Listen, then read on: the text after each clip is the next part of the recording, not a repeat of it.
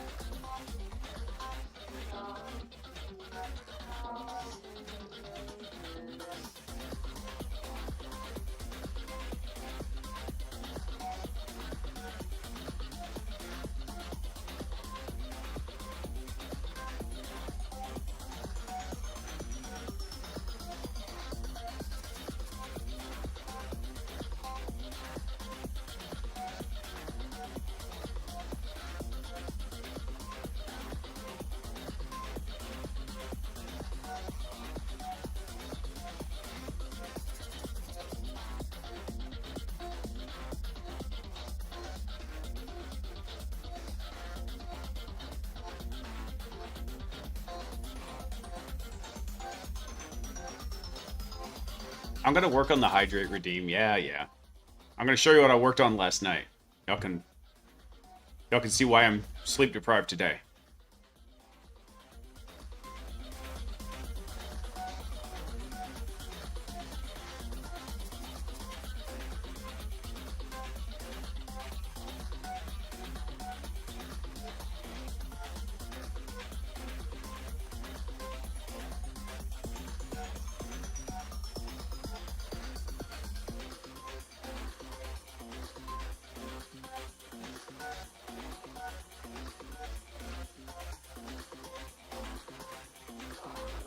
By the way, Chris, I did see your question. No, I had only just like tinkering experience with coding a lot of the times before I started into IT. I mean, I've written a decent amount, but never like any kind of professional level anything.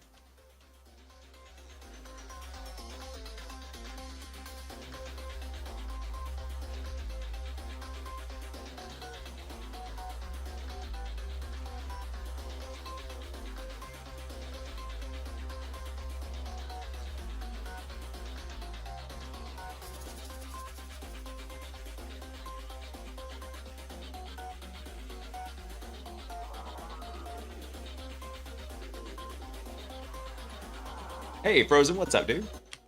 Happy Sunday.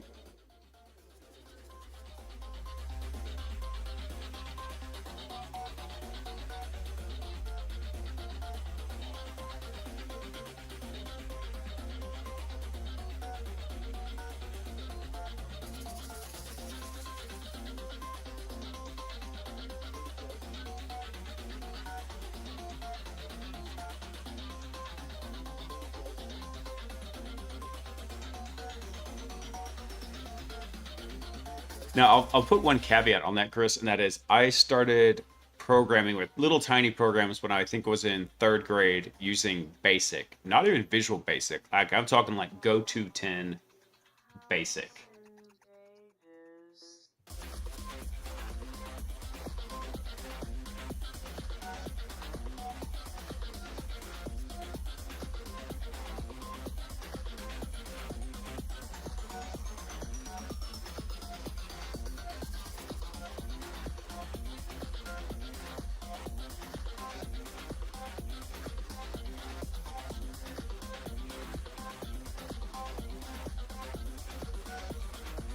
right, it's time to get started. What's up, everybody? Ooh. That's not the correct stream. Hang on. What happened? What happened now? Something else broke.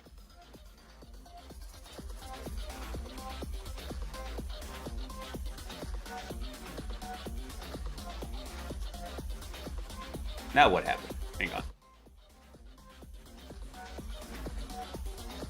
Of course it was working last night.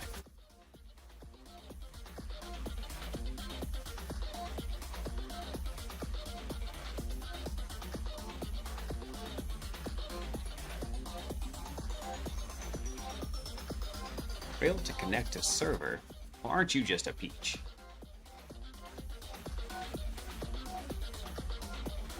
Wait, that's the wrong button. There we go. Let's see if this will fix it. Still working out some of the kinks in the streaming setup. You're killing me, Smalls. Alright, hang on. Stand by. I need this to work, because I gotta show you the cool thing I made.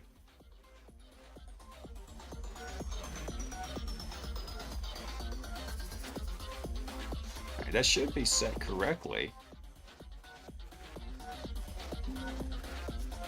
You bastard. Alright, I got a workaround for this in the future. Now.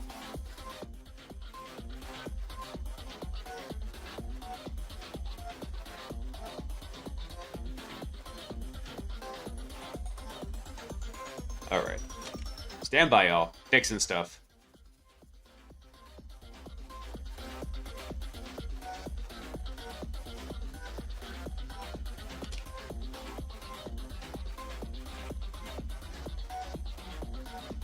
Hey, there it goes. All right. I don't know what happened there. So occasionally I have to go change the port that the stream is sending on, and then it works. I don't know why. It just randomly stops for some reason. Basic, you old. No, I'm not old. I'm basic. Not me trying to learn C and even Lisp. Dude, actually, so the first programming language that was like actually something beyond basic I did was, I think I did C++ when I was in high school. And I actually liked C++.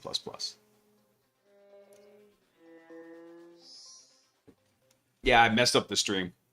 Actually, I got to show you something really cool I made. Check this out. So one thing I found out with the new streaming setup between the split computers is that things can get kind of funky. Case in point, the start of the stream. But check this out. So I was trying to find a better way to do OPSEC mode. Because before I just switched to the just chatting scene, but then that would break the stream from the streaming computer up to, from the desktop up to a streaming computer. So I made this last night.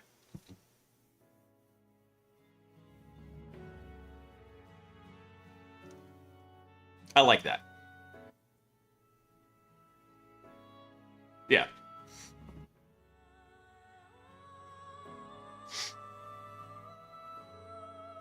Hey, I almost said Chunky.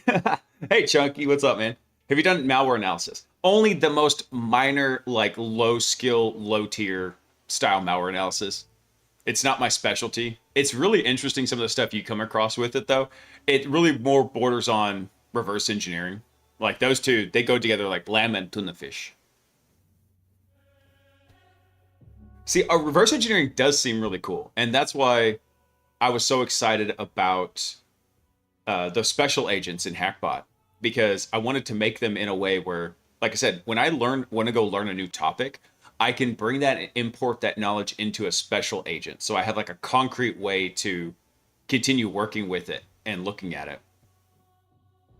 And so reverse engineering is going to be on those because, I mean, Hack the Box has reverse engineering challenges on there. I think TryHackMe does too. So it'll just be like one of those other things we can kind of throw at it, right? Let's see. I meant to be a responsible, productive person and actually run the seed before we started. I didn't.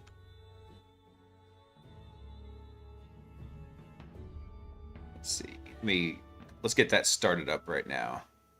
I thought I was gonna have a really like chill day today. That did not happen. I was running my butt off today, and so it was it was just one of them days. I thought I was gonna have a pretty chill Sunday, take care of some stuff around the house. Nope, that wasn't it. Buddy called me up at like 6 in the morning, saying he needed help with something. It's like, all right, man, I got you. We'll go do this. Any advice for someone who's about to graduate from university with a cyber ops degree? Um, Dude, the main thing to think about with cybersecurity, and okay, so I'm going to make an assumption that for cyber ops, you talk about like working in something like a security operations center, or either that, or working on something like systems engineering for security. So taking care of IDSs, IPSs, antivirus configurations, things like that. But really, the main thing is don't get too comfortable because that everything's constantly changing on there. And my other advice is just be prepared to get called in on a Friday night. It's one of those unfortunate things because for some reason everybody always wants to drop exploits at like 3:30 in the afternoon on a Friday. And then sure enough, for some reason, guys, because maybe everybody's like clocking out of work early, they all see the news and then it blows up real fast. Eventually trying to move into DevOps. Dude, Sec DevOps is actually a big area to work in. Like I said, not one of my specialties, but that's a big area that you can do a lot in.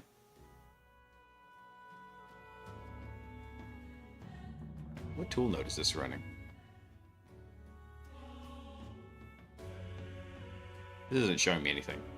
But yeah, I would say that's the main thing is one of the other things that I recommend to everybody is just go see if you can get like a test environment to go run things against it. So if you're ever not sure like how a system's working, try to carve out a little testing segment so that way you can send certain things across it. So like if you're working on something like a WAF, okay, cool. See if you can have a lot of environments they've got, their general dev environment, then they've got QA1 and even QA2, and then a production environment. See if you can put that WAF in one of those QA environments where you could go through and you could actually see, is it detecting the things we think it's detecting? And the other part to that is you're going to have to learn something on the offensive side. You don't have, actually, take it back. You don't have to. It's going to take you far if you do, though, because understanding kind of what the attacks are doing so that way you can replicate them and test your systems against them is super important, especially if you don't have an internal red team, which most companies don't. You have to be working for a very, very large company to have like your own internal red team. So one of the companies I'm working with right now is a big multinational company, and they're just standing up their own internal red team. And when I say multinational, I mean very multinational.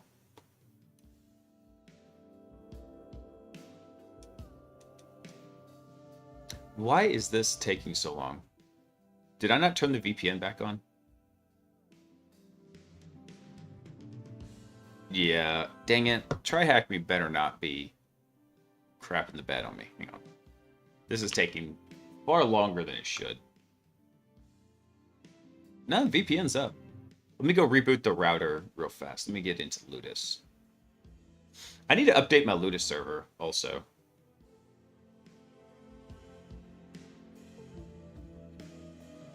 Where are we at here? Where's my hack the box one? There we go.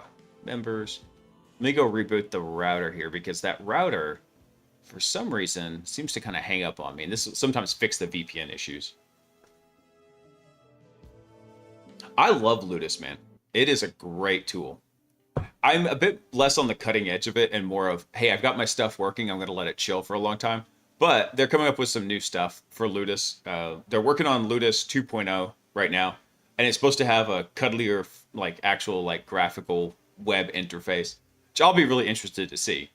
But I really like Ludus, especially considering there's things like Ludus Hound, where you could actually take data from Bloodhound and try to have it replicate that same environment in Ludus or something like it, or maybe it was an attack path. Hold on.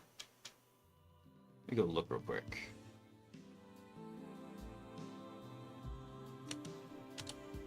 Yeah, there we go. Let me reconnect here. Okay, so should be back up. Let me get this started. We'll go take a look at Ludus Sound.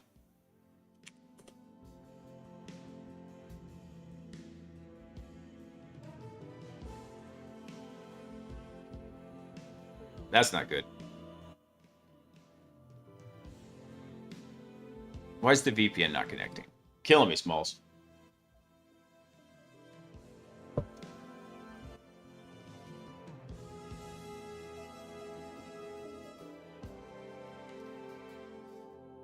Try hack me. You're breaking my balls, man.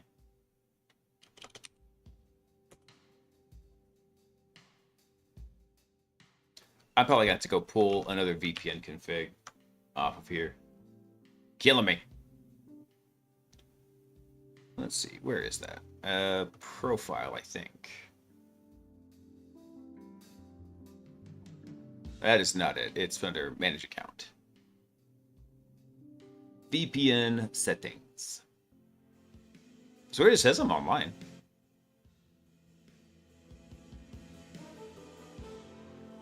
Weird, because the server is not showing. See, like down here, we don't have ton 0 showing up.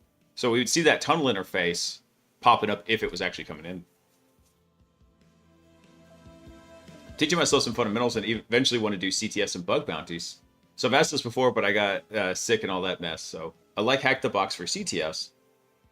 What VPN server do they provide? Usually an open VPN implementation. And now for some reason it looks like it's not connecting. Yeah. Let me go generate a new VPN config here.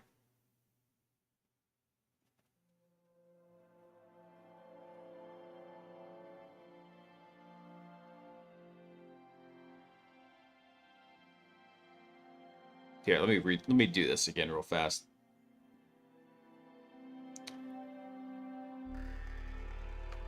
I do like Hack the Box, except I don't know what's happened. For a long time, the VPN was pretty stable, but recently it's gotten kind of wonky.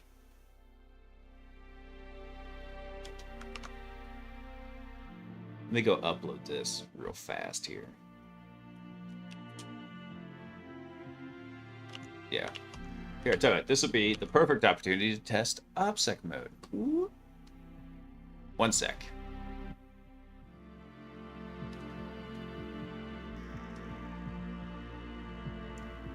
Let me upload this new VPN config real quick.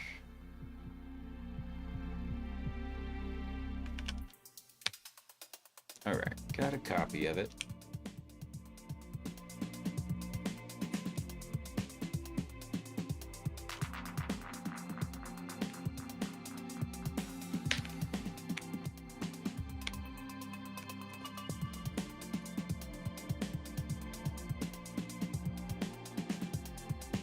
There we go. Now we're cooking with propane.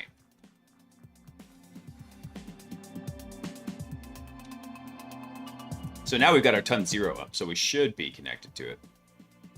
Although I want to go try something real fast here. Let me go see.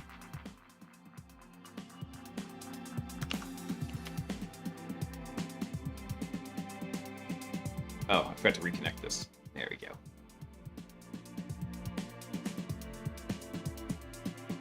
Let's see if this is actually up here. Okay, good. We can reach it in the web browser. HackBot should be able to go get it now. So let's go fire that off. You didn't save my... Killing me, Smalls.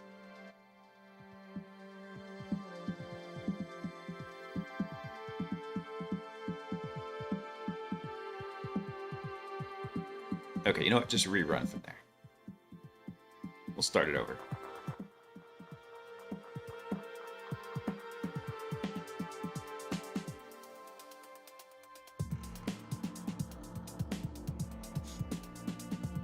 There we go. Because that in-map scan should not take that long to finish.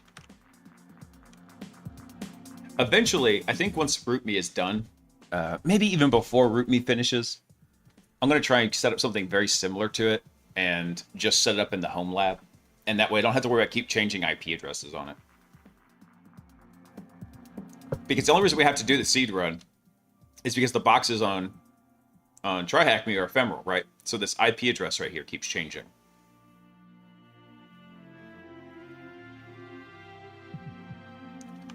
Let's see. Oh, good. It's actually, we can see here from from RoboPages, it's actually already moved on to GoBuster. Cool. So it is running through here.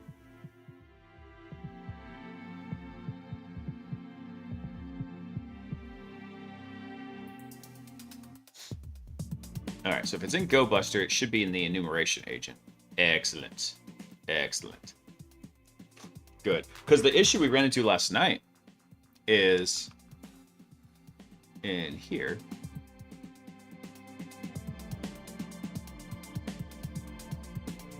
You're not... Oh, come on, man. I did run it with the tunnel flag.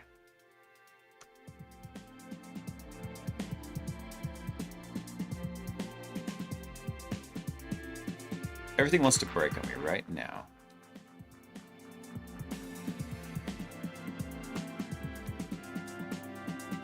Alright, overloaded on me. That's alright. Once I know this run is finished and it errors out, then I'll go restart the server so I can get a new tunnel.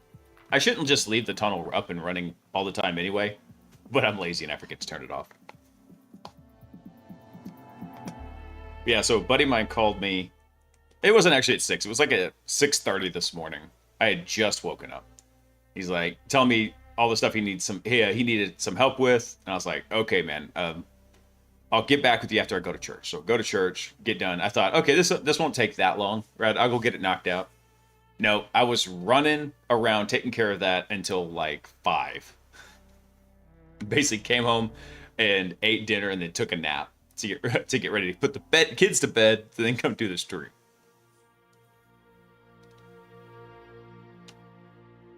All right, cool. So it's down in the exploit agent. I'm actually going to go ahead and cancel this run, even though I can't cancel it from here. But what I can do is just Control-C this and let it die. So this should already have... Yeah, it should already have the tunnel option in here. I wonder why it didn't like the tunnel, though.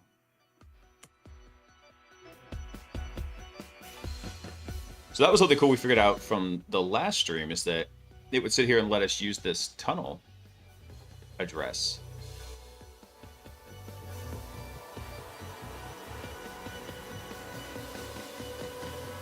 Grab this. Stop. The mouse is killing me. Copy that.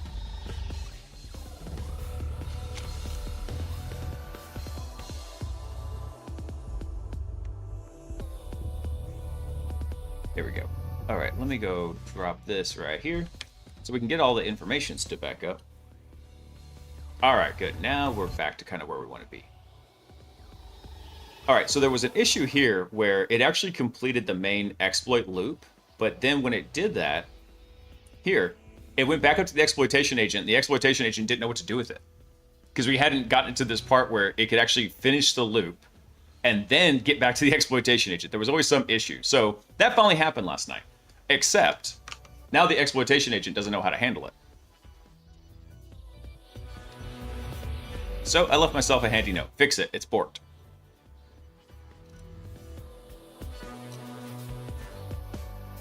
Let's see. There's actually one more thing I wanted to do to this, and that is, I know it sounds kind of dumb, but I do need to come fix this right here. We put a debug in there, make it easier to find. So there was one more thing I was thinking about doing, and that is adjusting the tasking here. So where's my step planner? Here we go. So for the step planner, one thing we do is we actually go and inject an additional step in here where we say create the initial access exploit for the target. And then, so we actually need to do, this sucks because now I got to go change some other stuff, but I want to change this, and then I got to go change something else in the revisor, because right now this is the last step that it creates. So the planner goes through and creates all of our steps, right? And then this gets appended to the end of that list, basically saying, hey, go create the initial access exploit for the target. But I need to put another one in there that says, test it. Make sure this thing you spat out actually does achieve remote code execution. So what I want to do now is I'm gonna put another one in here. So I'm going to drop another one here, and it's like, we're going to say verify that. But how do I want to verify that? Because we can't do a compound statement in here. The way we've got this designed, it only takes one statement.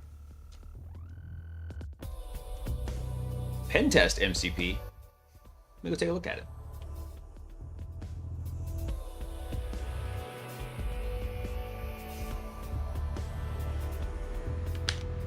Here. One sec. We'll deal with this one in just a second here. I'm going to put a debug on it so I don't forget. Here we go. I need to get logged back into GitHub on here also. Let's see.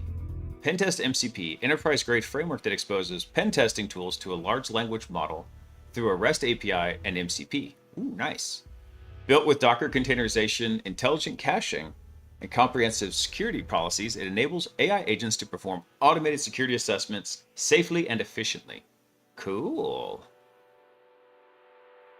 I like that you do have REST and MCP in here, because that's awesome. MCP is really cool, but I mean, you might want to expose those tools to other systems that don't speak MCP. Although technically you could do that. Let's see. Isolated architecture, AI optimized design. Let's see. Automatic parsing of tool output. Oh, that's actually something I'm very, very interested in, because right now, the only tool that actually gets specialized parsing for the output is Nmap. And honestly, I could probably even do that better. Right now, it just yeets the entire XML up to the language model and lets it handle it. But we probably could go bring in like libnmap into this and actually go parse that out ourselves. I was just being particularly lazy that day. Very cool. Let's take a look at the architecture. Give me the architecture. It didn't scroll like it was supposed to.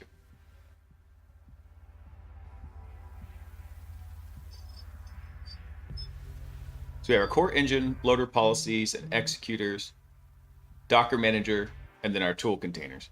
So the one thing I would say that'd be super handy for this is the one thing like I like about Robo Pages versus a tool like this is that with Robo Pages, I can go define a new tool as a YAML file. And so if I need to make a new function, I just spin up a YAML file, I restart the server, and it loads it in, including like if I needed to run a particular Docker container, or I can even give it the Docker file and tell it, oh, by the way, this is the container you need to go build, and it will go build the Docker container. That's actually what it does with Nmap. So the first time you run an Nmap scan takes forever because it's going to go build the Docker container. Let's see. Results cached for an hour to reduce redundant scans. Very cool. Let's see the demo here. Can I see the demo?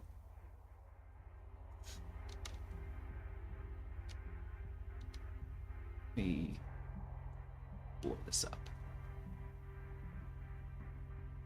Ever. Block.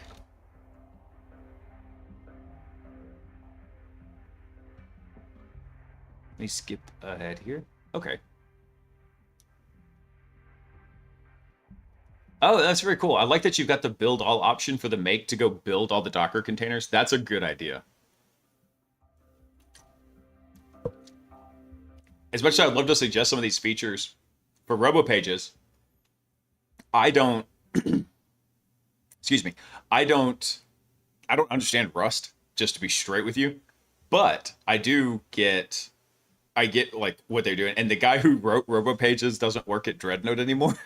So, and none of them specialize in Rust either.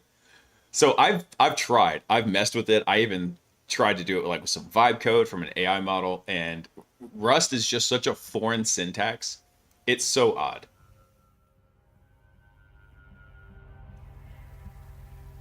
Let me see. I want to see what we've... All right, here we go. I think that cursor that you're doing. Yeah. Hey, Codesters. What are you testing in your current role, and what do you prefer in terms of testing? I particularly usually do internal red team or penetration testing assessments, I lean a little bit more towards the pen testing side right now because I just haven't had a lot of reps on doing like really evasive red teaming. I'm on one right now. I'm learning a ton, getting my ass kicked a ton. So it's just the way it goes. But I kind of like doing the more evasive red teams because they're longer. So you get to do more with it. Or not necessarily more with it, but you get to think real methodically, be a little secret squirrel. I don't know how I feel about doing them all the time because they're a little bit more, they're not, I wouldn't say high stress, but kind of. And so they're fun, but also there's something really nice about being on a pen test where it's like I can just go sling commands and not have to worry about getting caught. That's like a fun, and then it just becomes a giant CTF essentially.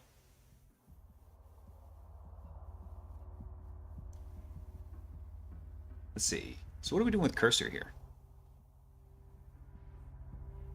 Oh, there we go. I wish my Spanish is better. It looks like he's saying, I want you to scan this IP address on port 21. So it's using in-map service enumeration. Cool.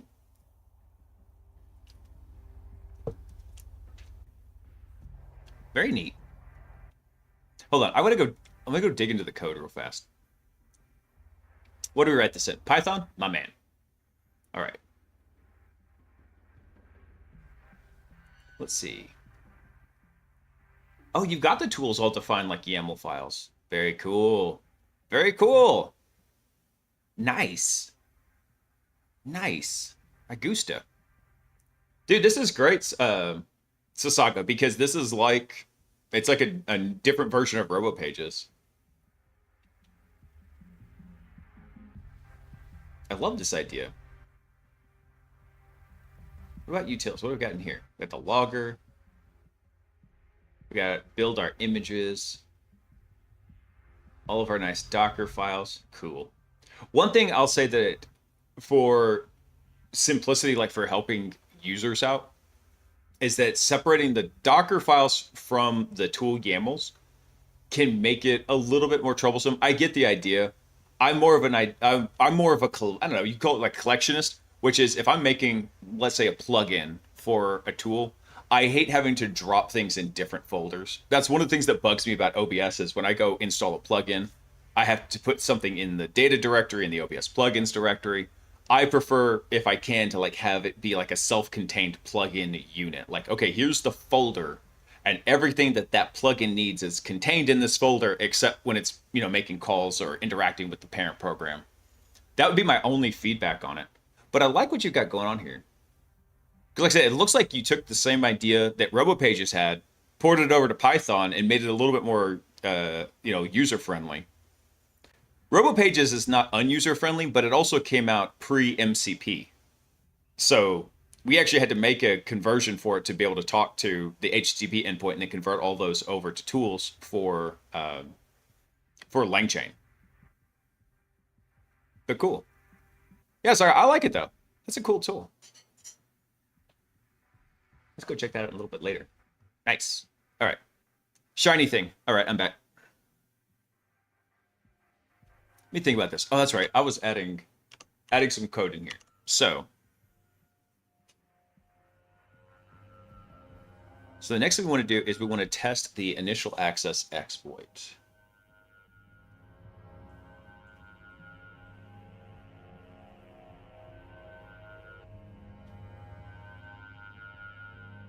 Well, it should be able to do that with the Python exec, right? So one of the things we told it is right now that should always be like the initial access exploit should always be like Python code when it runs it. I'll have to think about that. I've been testing for 3 years and just now started specializing in AD, so any advice to stand out? Coders, the one thing I really like is if you have not taken this course, let me find it real quick. In fact, let me see if it still works. See if the command still works. Hang on.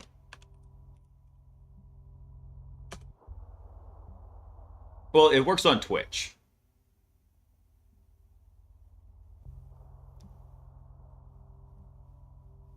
Except this might be the old... Is this the old lab? Oh, yeah, he he moved the site. I need to go update the link to it. But that's fine, because I'll get you. Let's see, where is it here? But this course is one that I really, really like. And he just recently updated it. And it's the Red Team Operators course. So here, I had to go make a note to update that command. But there you go. That's the Red Team Ops course from 0 Point Security. A fellow named Rasta Mouse. He put it together, and it's a really awesome lab. I really liked it. I enjoyed his presentation on the stuff. I still go back and reference it sometimes. So make it that what you will. Like sometimes I was like, dang it, how did I do that particular thing? I'll go back and I'll look at it. Usually it has to do with abusing cross-domain trust. I should have taken better notes on it, but I'll just go pull up the old notes in the site and go check it out. So I would say look at that. The other thing that's getting, I mean, it's been important for a long time, but now a lot of companies are finally starting to pay attention to it, is how their different identity providers and different cloud hosting solutions interact with their on-prem AD. And I've actually started to see more companies that do not even have on-prem AD. They're 100% like Entra and Azure Cloud. So get familiar with those. I would say if you're really, once you get like a firm grasp on Active Directory, maybe going to something like RTO, look at something like an Azure training course, something that specializes in Azure and Entra ID, particularly Entra ID, because that's the identity portion of the Microsoft house. It used to be called Azure AD. Now they call it Entra. They'll probably call it, poop and fart and shartin tomorrow, because Microsoft can't make up their damn minds about naming something. Sorry, so Saga, I did see your message. I'm working on this project now. It's been the projects have integrations with calling tools for LangChain. Yeah, especially if you've got MCP already running there. I think that's awesome. When I get HackBot, when I get here, so right now there's only the 3 primary agents, right?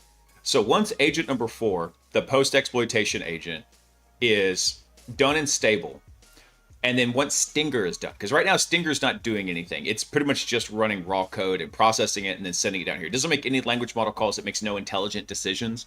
We breadcrumb all of its instructions for doing the capture the flag.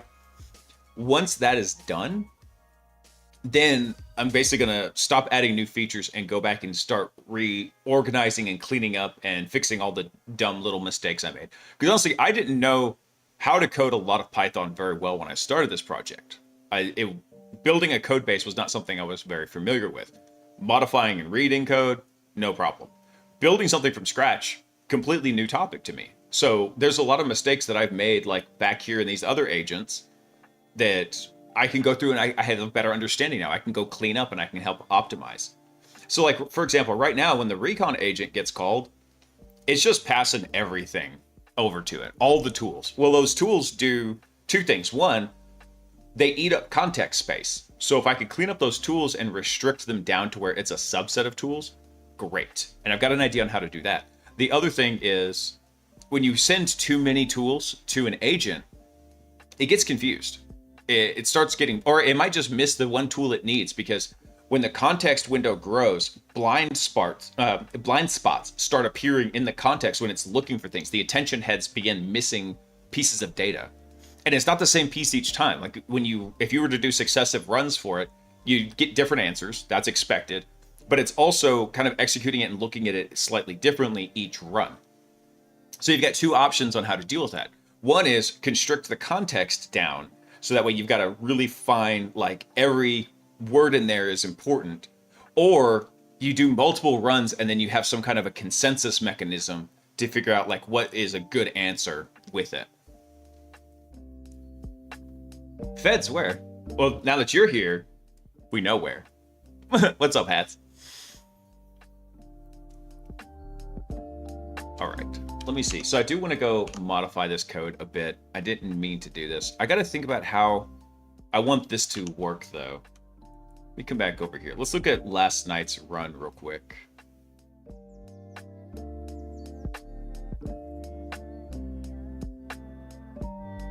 So here it gets our web shell dice code. That was not what I wanted. Oh wait, that was what I wanted. Wrong web shell dice co. So like these function names, I'm gonna go reorganize them. That's one of the things I'm gonna do to trim down all the excess tools we're sending that don't make any sense for particular agents to do.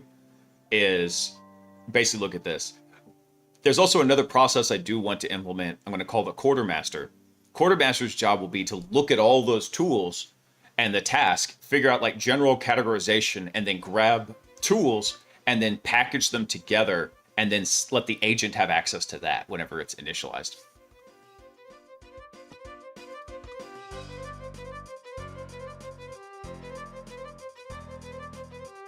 Let me check something here. So when the reviser hit this,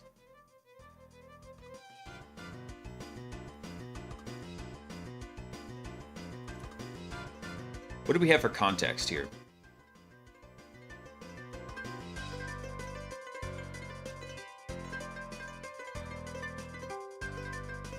Oh, here we go. For previous exploit steps. So obtain, navigate, rename, upload, access, test command execution by running a simple command like ID or who am I through a web shell, through the web shell. Okay.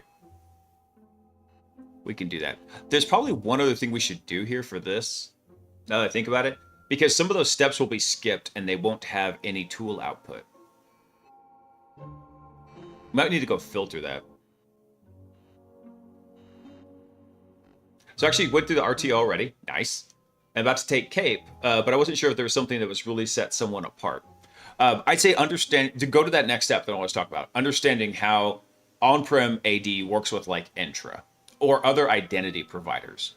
Because honestly, a lot of what I'm doing whenever I'm navigating through an environment is I'm looking at how is an identity or a group set up, and then what can I do to get into that group and pivot into them, whether it be through a machine or through maybe a subscription in Azure, something like that. So rather than thinking about pivoting through machines, that's a secondary knock-on effect. I'm more looking at how can I pivot through identities in the environment to get to my end goal. So start looking at it like that. And like I said, I would say the next thing you probably want to take a look at is something for understanding like Entra and Azure environments and how they operate and how they interconnect.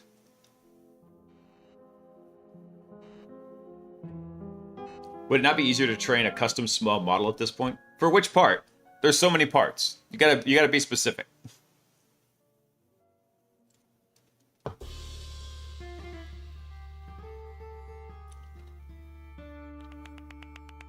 Every single one? No. Actually, if I did have a Sparks, I tried to get, I told you yesterday, but I tried to get an NVIDIA Sparks, or no, the Digits. I forgot. They renamed it because, sure. I swear, marketing folks need a rude awakening these days. Anyway, I digress. I was trying to get an NVIDIA Digits little home server.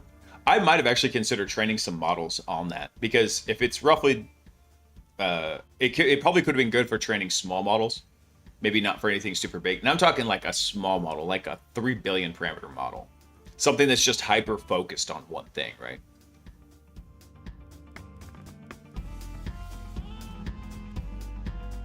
Yeah, I think I do need to go click that up. Because what happened here is, in this run, it actually skipped a step. And that's why this output is blank. Yeah, let me go do that real quick. Because I do want to do this, but over here in tasking, this format tool output. So takes the list of tools and the list of outputs and returns a single dictionary for inserting them into an LLM.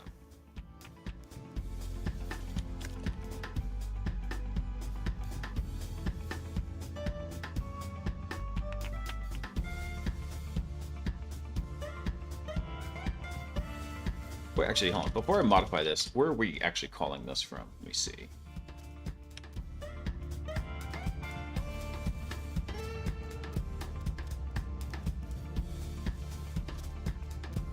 From our exploit agent, so we pass in our exploit steps, tools, and outputs right here.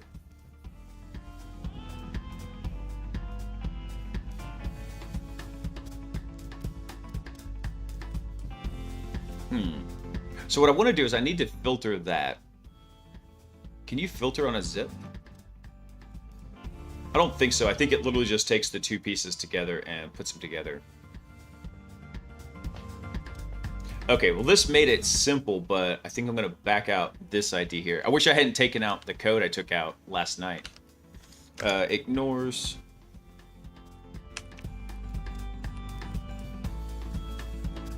empty output.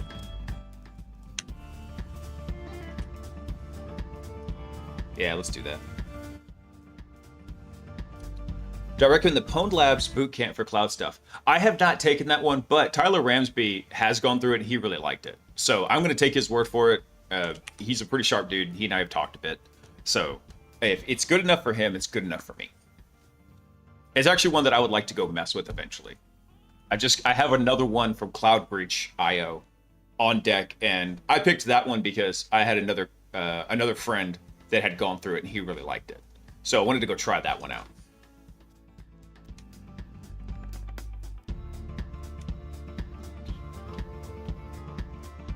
Let's do that. Let's say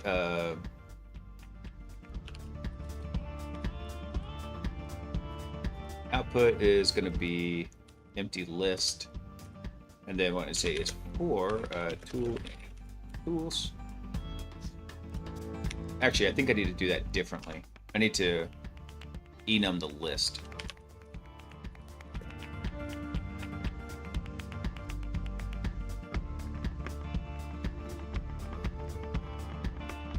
Let's see. I gotta remember how to do this. Python for loop with list index value and index. I know there's a simple way to do it. I want to say it's with enum. Oh, it's not enum. It's enumerate. That's it. That's it. So it's the index and then the value. Yeah, index and then value. Okay, so let's do that real quick. So we'll say,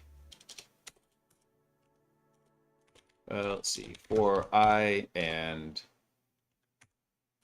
B in tools.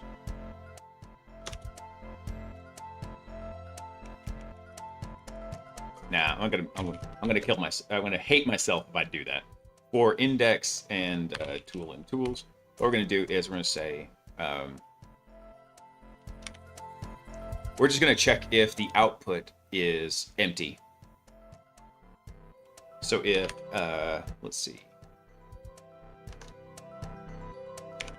I'm gonna call that data. So if outputs at index, if that just equals a blank,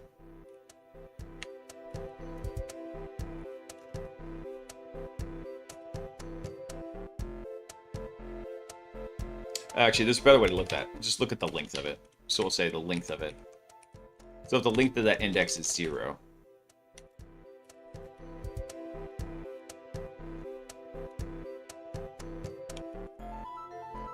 there we go.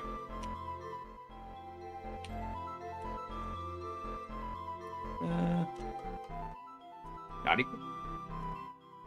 Then what we're going to do is we're going to append that to the data. So we're going to do a data dot append, and what we're going to append is,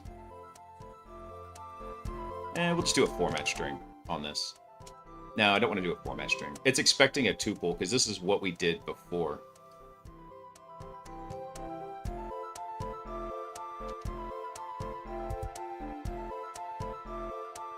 I'm going to break something here, I know it. I'm trying to remember how I forward this. So this makes a tuple right here. So, yeah, we could just do it that way. What we're going to do is, I haven't defined it tuples before. Python tuples. I don't remember what the example of that is.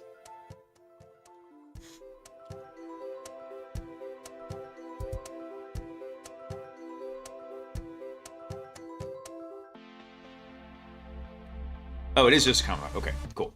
So what we'll do is we'll do tool, and then we're going to do outputs at index. There we go. That's it.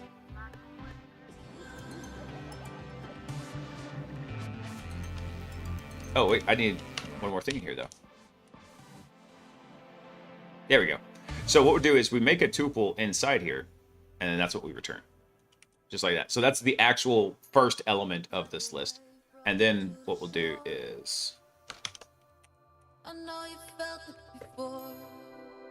What is this song? Reflection. There it is. Another song I got to take off of here. Get down, Peaches. Get down. Do you need to go outside? Are you serious, dog? You always wait till the stream starts, then you need to go outside. I got so many dead pins.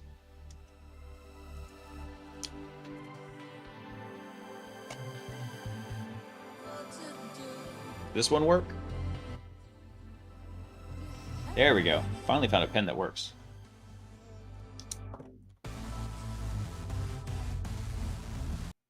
Skip that song real quick.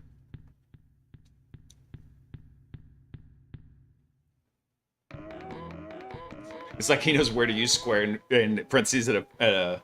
No, I don't. I don't remember exactly. That's the funny part. Okay. All right, hang on, Peaches. Hang on, guys. Give me 1 sec. I'll be right back. I gotta go let Peaches out.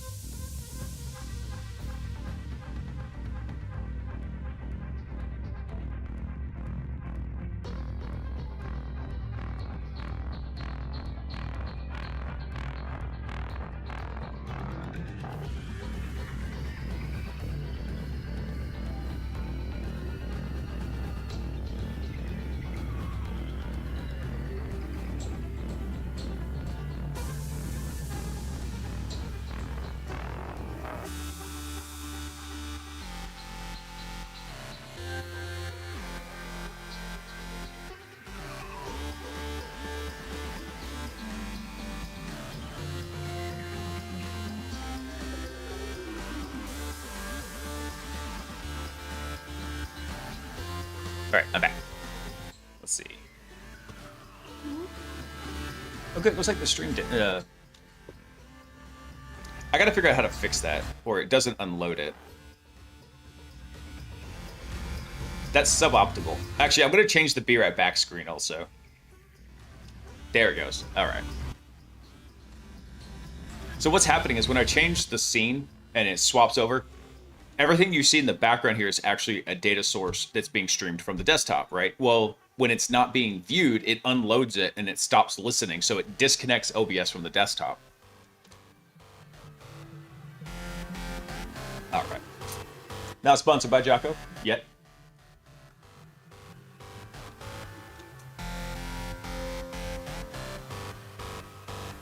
Jocko hasn't taken the hit and sponsored Blaise, but I'm working on it, man.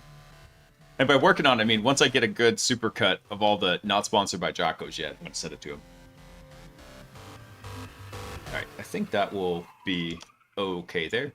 Ignores tasks with empty output. There we go. So fix that. And this is what's really annoying here is, right? Expected a dictionary.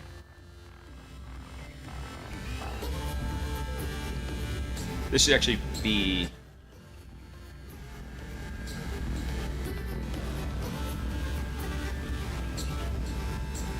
Exploit step status template. Let me look at that real quick. How did this look actually over here? I don't know what this song is either. This one's gotta go. Basic materials. I've got like 3 post-it notes of songs I gotta delete out of there.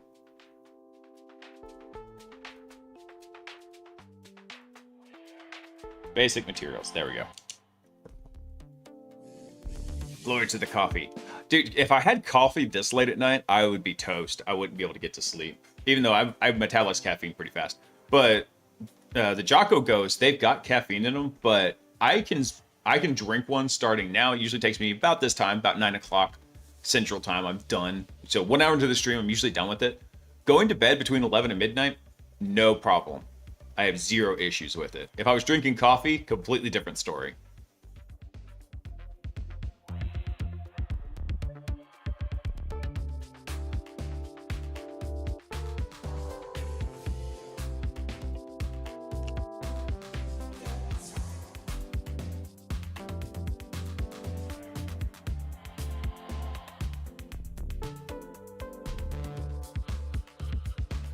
This is that right one, right?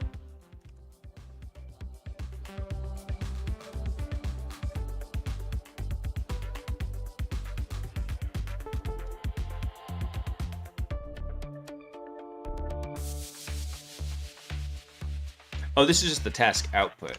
Okay. Making sure I had this right.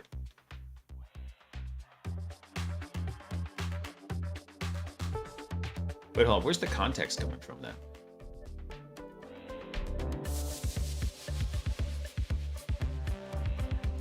Oh, I did that wrong.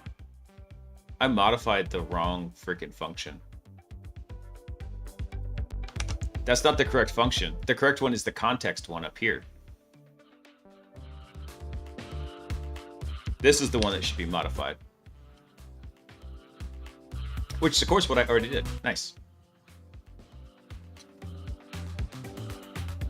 All right, let's just go double check this for range and current step. So what this does is it's going to take all the previous ones and put them together.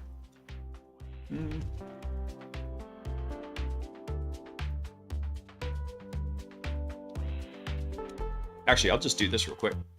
We can just add an if check in here. So we'll say if what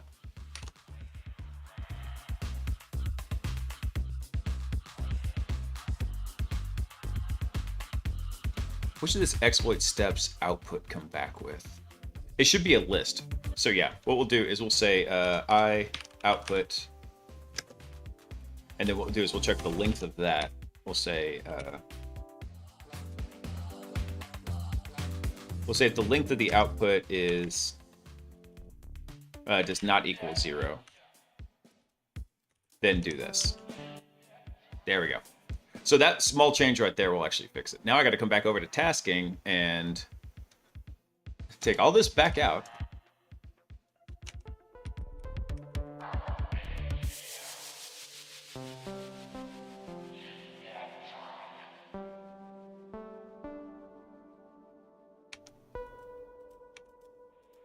We could just zip it together. I mean, this seems like such a waste, though, because we could format this better, right?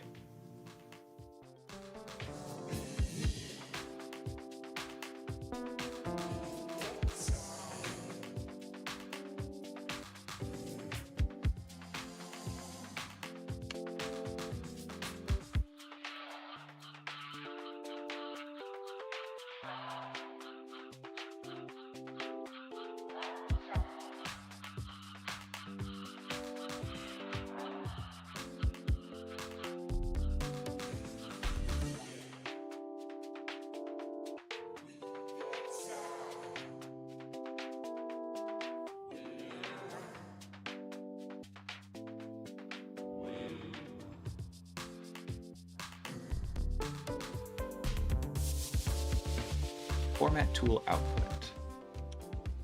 Yeah, that was it right here. That's so weird.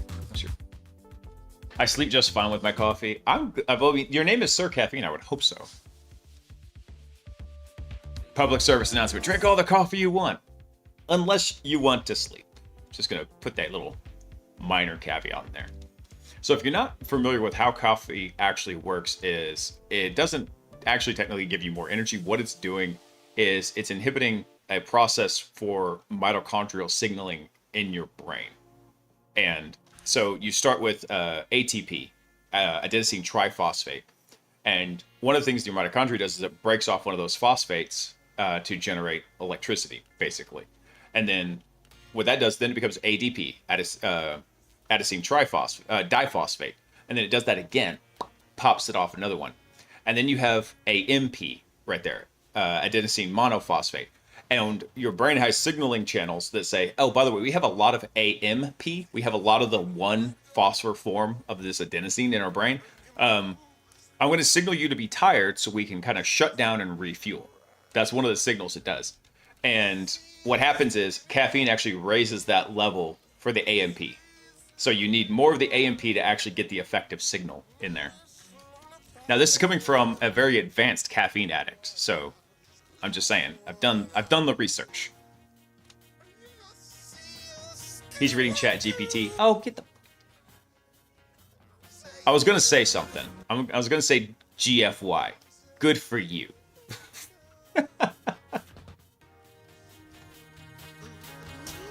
You can see what's on the screen here. Granted, I do have other screens you cannot see.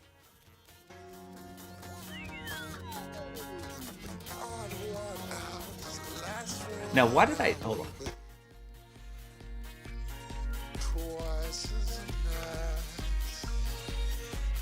I'm lost on myself. I'm trying to remember what I did here. So this is everything that's in our output, right? So the output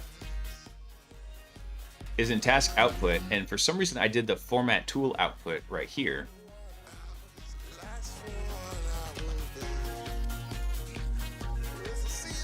I mean, it works. It's just kind of useless the way I've got it set up. Because what it's doing is literally sending the exploit step tool and output list here.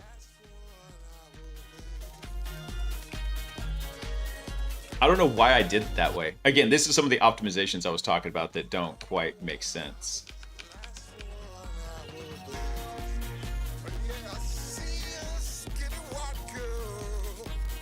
What are all these songs in here? I wish 2Bob was in here so I could tease him about it. What is this song? Skinny White Girl.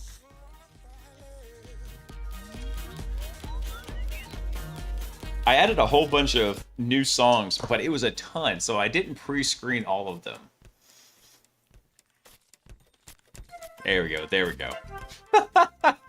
These names, look, I've got like 3 post-it notes going here of like songs I need to go delete out of the playlist because they're not bad songs. They just don't work for, you know, chill background programming music.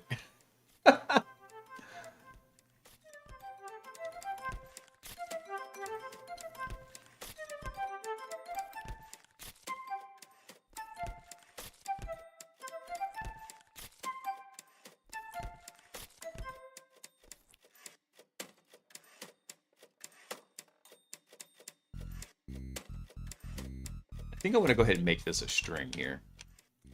I'm going to go ahead and clean this up a bit. Yeah, we're going to clean this up real quick. So we're going to index in tool if the length of the output's index does not equal 0. Then what we're going to do is we're going to do data plus equals, and we're going to do a format string here.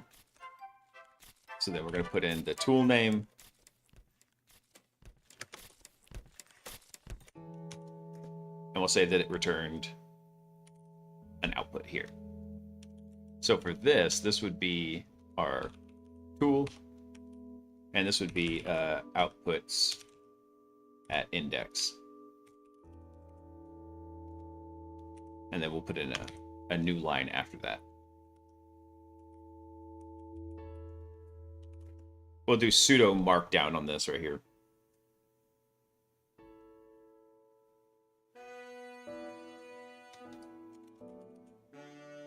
So we'll do that, and then this is now not going to return. This is just going to return a string.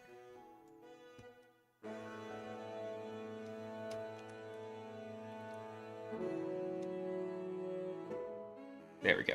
All right, that's going to change some stuff, but that's all right.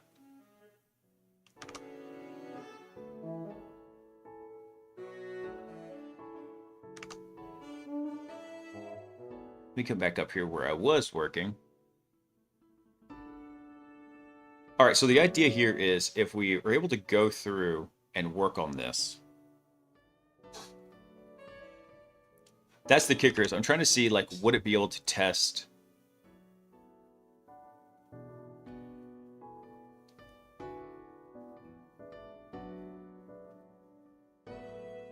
because I'm trying to think of how I want it to go through the workflow to verify that the initial access exploit did actually work. Let's see. Verify the previously generated initial access exploit works.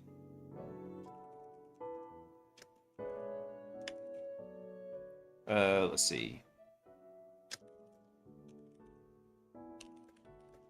We'll have it do the pwd command in there.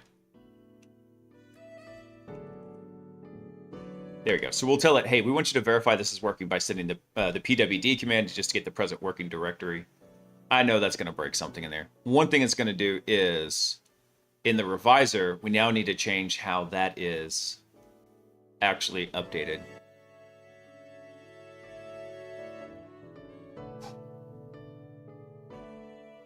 I think I fixed that one. I'm going to take out that note there. So what we need to do is actually come through and check for RCE in here.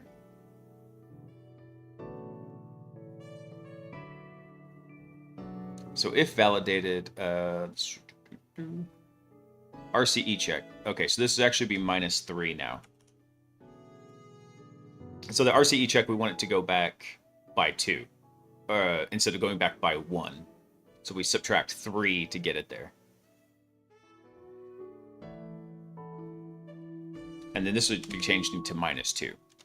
So that way it'll skip all the intermediate steps. It'll go to the second to last step, which is create the initial access exploit. And then it will go run the very last step, which is testing the initial access exploit. Let's go let this run real quick. We'll see what it does.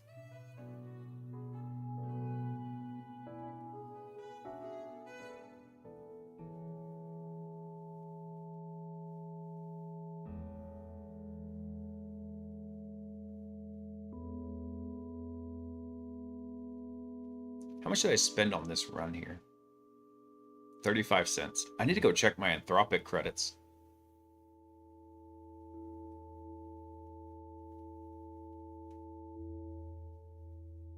Oh, yep. I blowed it up. I messed up something here.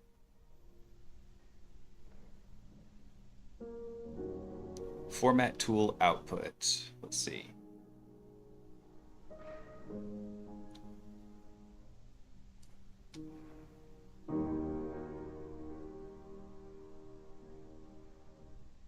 Too many values to unpack. Expected 2.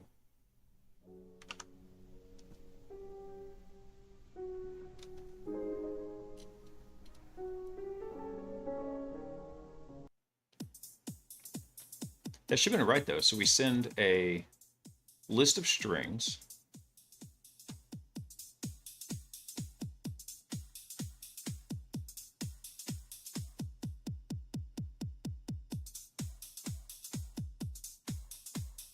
Where did I find that?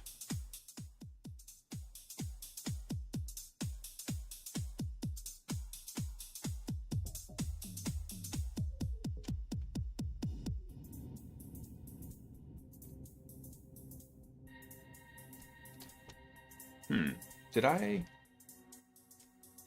exploit step? Where are you? Here we go. Yeah, so we're sending the tool key, which should be another list of strings. That should be fine. Or sending the steps, which should be, or the step, whatever it is, in here. Oh, sorry, we're sending the output, which is a list of dictionaries.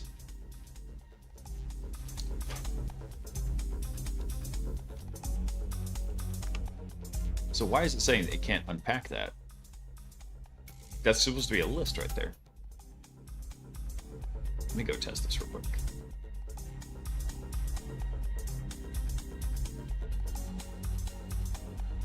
Let's do a quick test here. We'll say L is going to be 1, 2, 3, 4, 5. And say for I, N, and L. Print.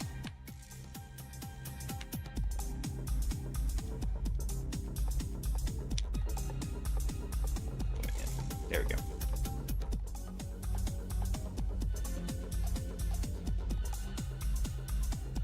Okay, just print I for me. Didn't like that.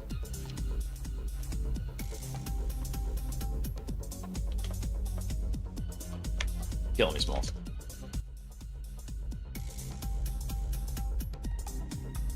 Make a loop for the love of the coffee.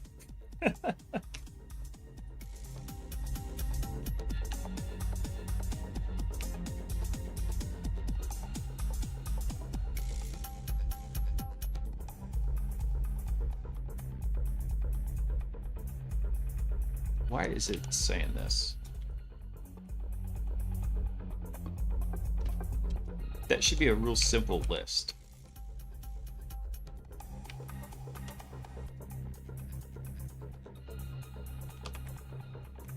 What's the type of L? Should come back as a list, yeah.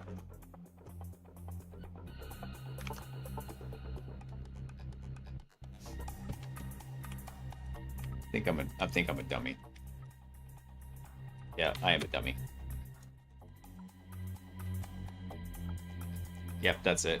I didn't wrap it in the enumerate function. Yep. Smooth brain. Smoothest of brains. This brain has ridges that are less than a nanometer.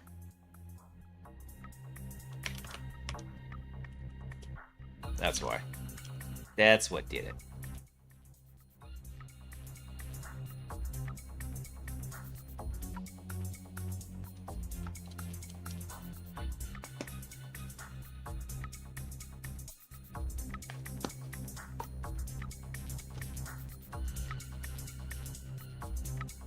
Let me see how that looked in the output here.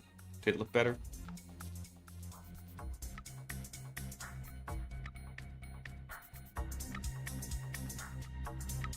Yeah, that actually looked a lot better. Okay. Cleans up some of the tokens, makes it more apparent like, hey, this is the function that was called. Here's the parameters, and then there's the output. Nice. Much better. You know, I just realized also I probably have a whole buttload of dangling Docker containers in here.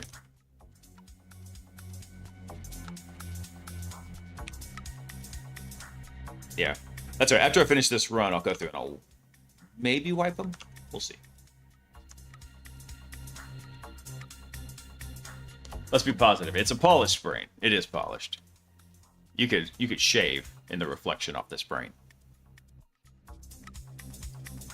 This is the API. No, this is a tool called LangGraph. Well, there's two pieces to this. So this is the LangSmith tracing application in here, and basically I've got API keys set up in HackBot to where it will send this up to LangSmith so you can follow the traces. And these are all free accounts I'm using. I'm not using a paid account at all. So that's been pretty awesome. And then this is the they call it the LangSmith Studio, but I always call it the LangGraph Studio.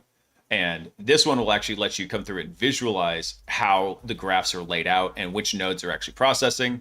Lets you handle doing some of the time traveling in here. So like, you notice how we went back and we did like, hey, I'm going to rerun from this step. What it's doing is it's basically kickstarting the graph at this node with that state table when it does that. Yeah, super handy tools. I don't know of any other tool that kind of handles this kind of aspect. Also, I haven't messed with many of the other AI frameworks. At the same time, there are other ways you can do this. This right here, though, the tracing, there's a lot of other platforms you can do with this. Like, I think MLflow will show you this very similar data. This one's just specialized for LangChain, so it shows you really in-depth detail, like how far it drilled down to get to it. Oh, we hit an error on the step processor. That's no bueno. What are you doing, step processor?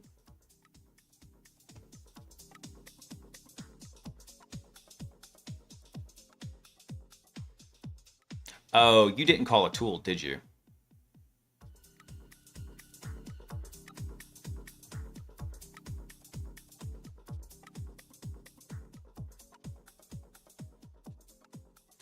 I need to help you access the existing PHP at the specified URL. However, I noticed the URL contains a placeholder.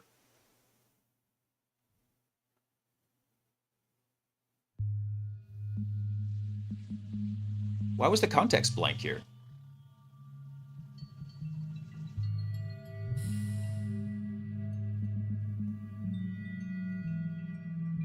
That's weird. Look at that.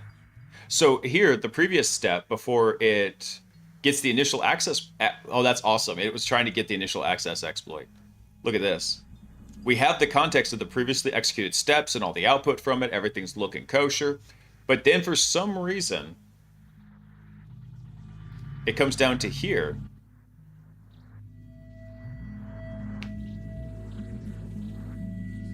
Who the hell told you to put in use an existing PHP web shell to establish a reverse shell connection? I don't remember telling you to reverse shell a damn thing.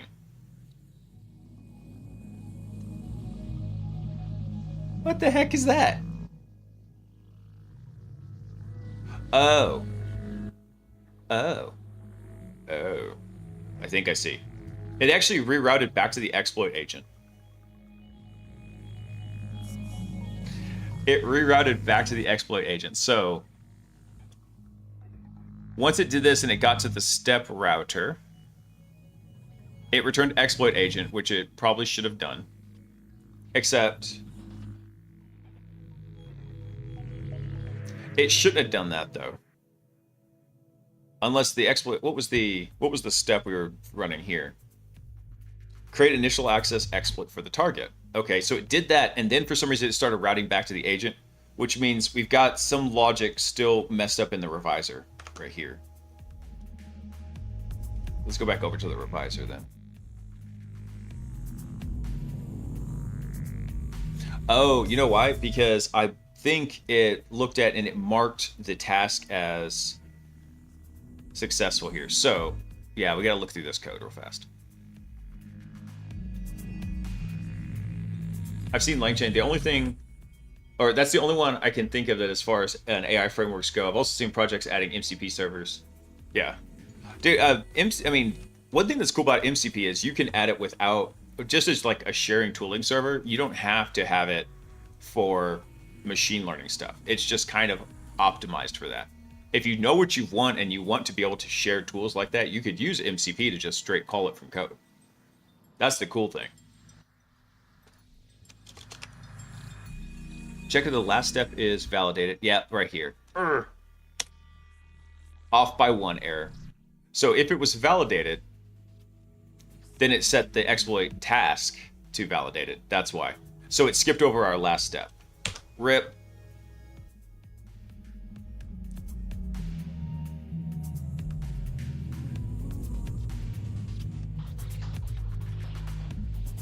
All right, so it looks like it updated the new stuff to it, I hope.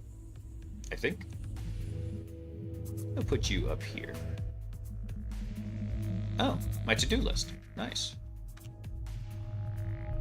So what I want to do is actually, I want to go rerun it from this point here, where we create the initial access exploit for the target.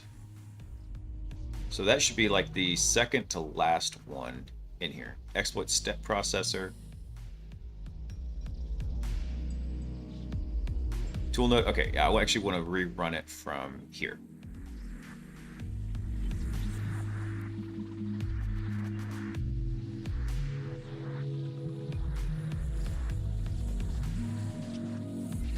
That's not correct.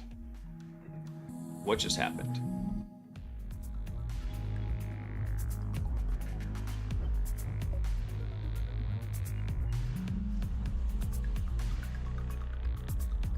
So for some reason, after getting the Diceco web shell, it instantly sent it back over to the exploit agent, which it should not do. Did I have something messed up in the routing function too? Let's see.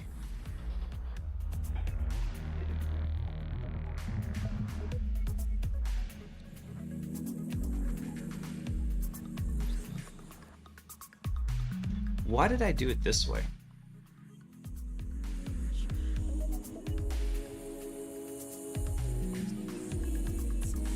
If current working exploit task index equals -1. All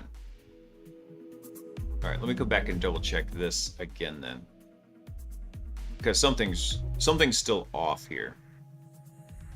So if it's validated, if the step validates,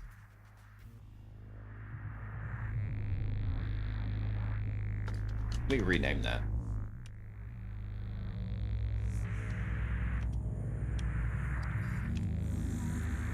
I'm going to call that the step status. So if the step status is validated,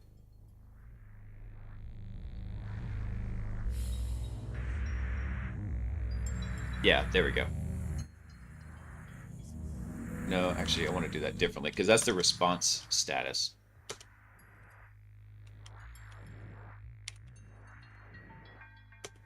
response status. Let me refactor these real quick.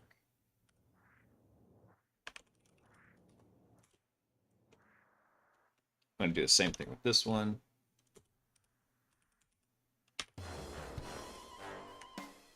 This way I can keep all of these clear. There we go.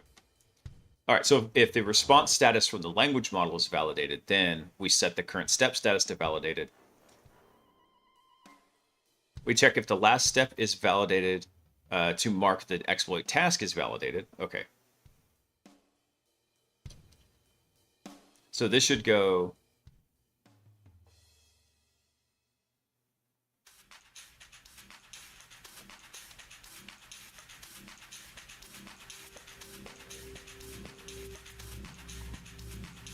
Yeah, that should be fun right there. Check if the last step is validated. Oh, this should be -1. That would be the last step. I didn't need to change that one. I needed to change a couple of the other ones. That's why. So it was skipping over the last step because it wasn't seeing it, because we told it now the entire exploit task is validated, and it was just bypassing doing the last step. Rip. Rip-a-roni. Okay, now rerun from here.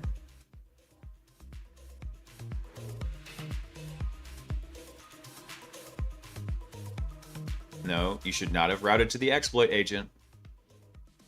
Okay, interrupt before entering the exploit agent. Now what happened?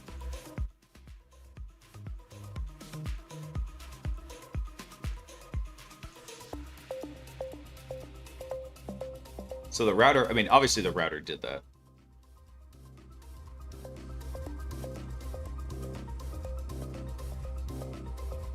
Why didn't the revisor do anything? I just realized that. The revisor, I don't see any checks of what was sent back. It just immediately goes to the exploit step router.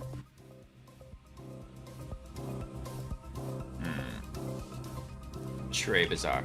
Let me try backing it up a bit. Let's back this thing up.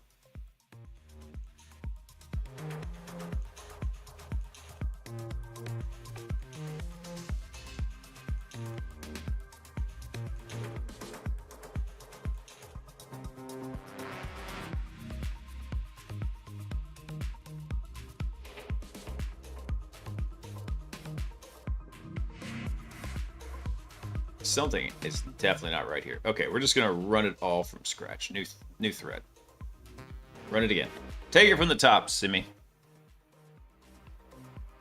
Yeah, continue.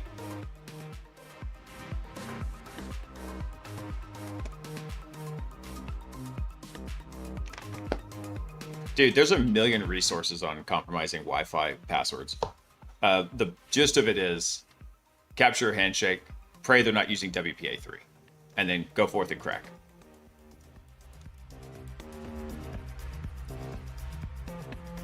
Or you take Caffeine's example. You just ask them in a respectful manner.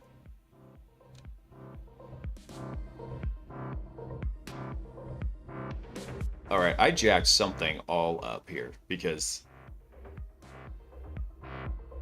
Oh, wait, no, that's correct. I take it back. That was actually the correct flow. Continue. Continue. Nope, something's... What did I break now?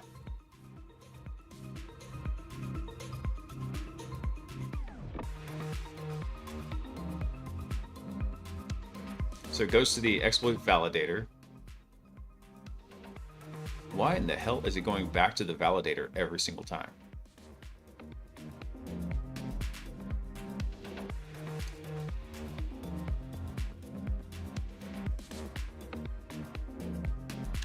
I messed something up bad in here. Hold on.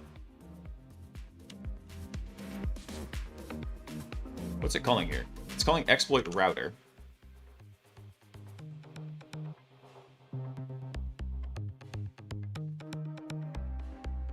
There's the step router. Where's the actual exploit router, though?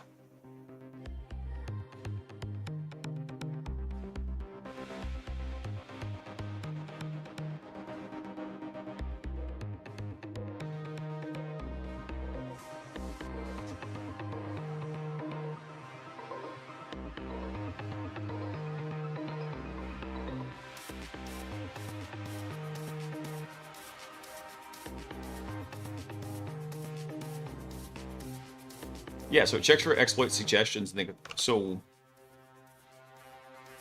something's weird though, because exploit didn't even make any language model calls. What great Blaise is happening? Hold on. Let me kill this server here.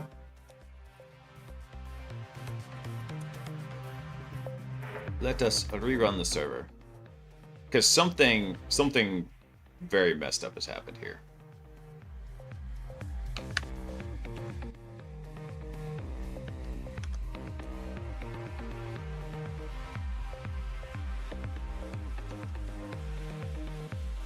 Okay, so let me try this again.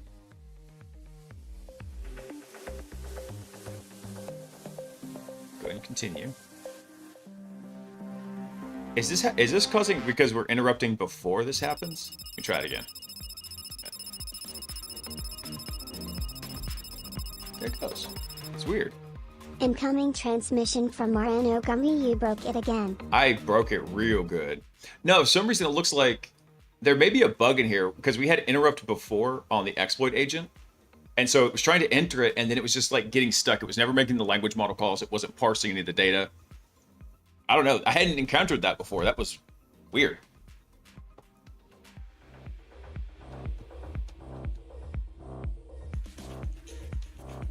Well, the good news thing about is you don't need Coursera, man. Dude, there's literally, for what you're asking about, there's hundreds of things on there. Incoming transmission from Reach Young. At least this isn't broken. He.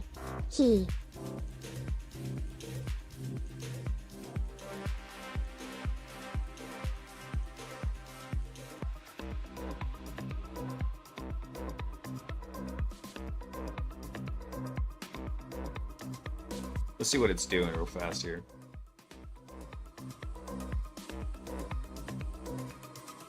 All right, so it's calling the browser agent properly. That's good. It's renaming the file. What did it choose for a file rename? JPEG PHP, rip. So it realizes that doesn't work. And it tries it again. And then it tries it again. I think the reviser didn't like it when it was doing it. What the heck, man? Incoming transmission from Reach Young Jocko. Sponsor Blaise Bits live already. Blaise Bits live.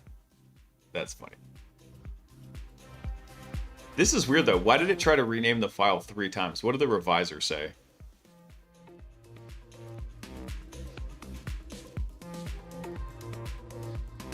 This was not the intended task. What was the task?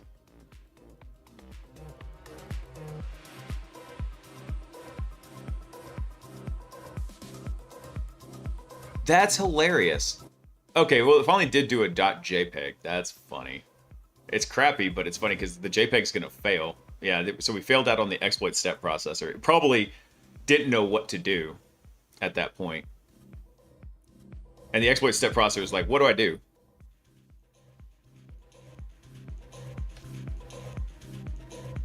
See, what was the task it was on? The task was blank. Oh no, that's not good.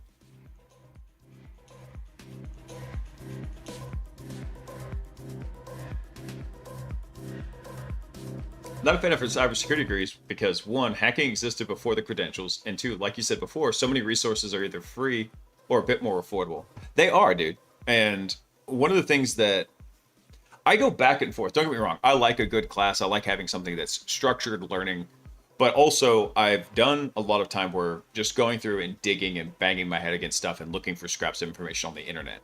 So there's a lot to be said about that because information's not always just going to be readily available to you, even in the age of AI, because they can be stupid and they can mislead you or they can just flat out lie to you.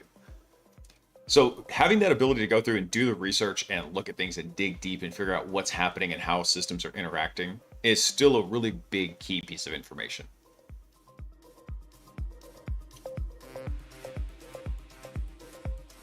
And also, you do have to remember though, Caffeine, there are more areas than just breaking into computers for cybersecurity degrees because they cover a wide gamut of stuff.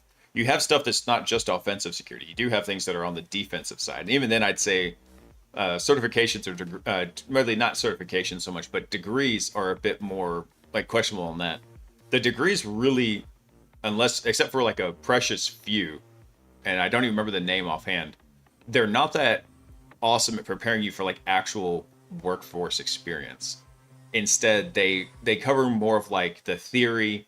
They cover what happens with governance and risk and compliance, basically the administrative side of the house.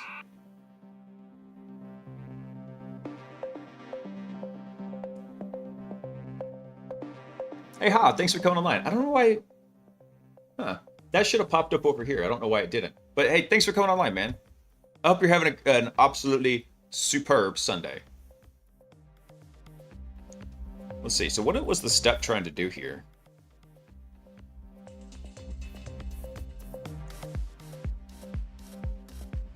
Try to access the PHP web shell requesting it with ID command. Well, it's going to try and access a JPEG and it's going to fail.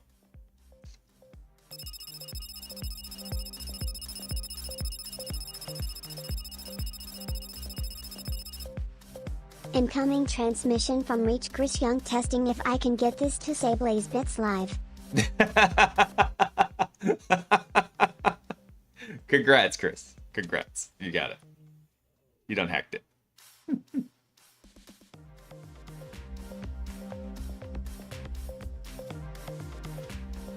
So now the question is, how come it completely spazzed out here? So the step processor came back and what did it say?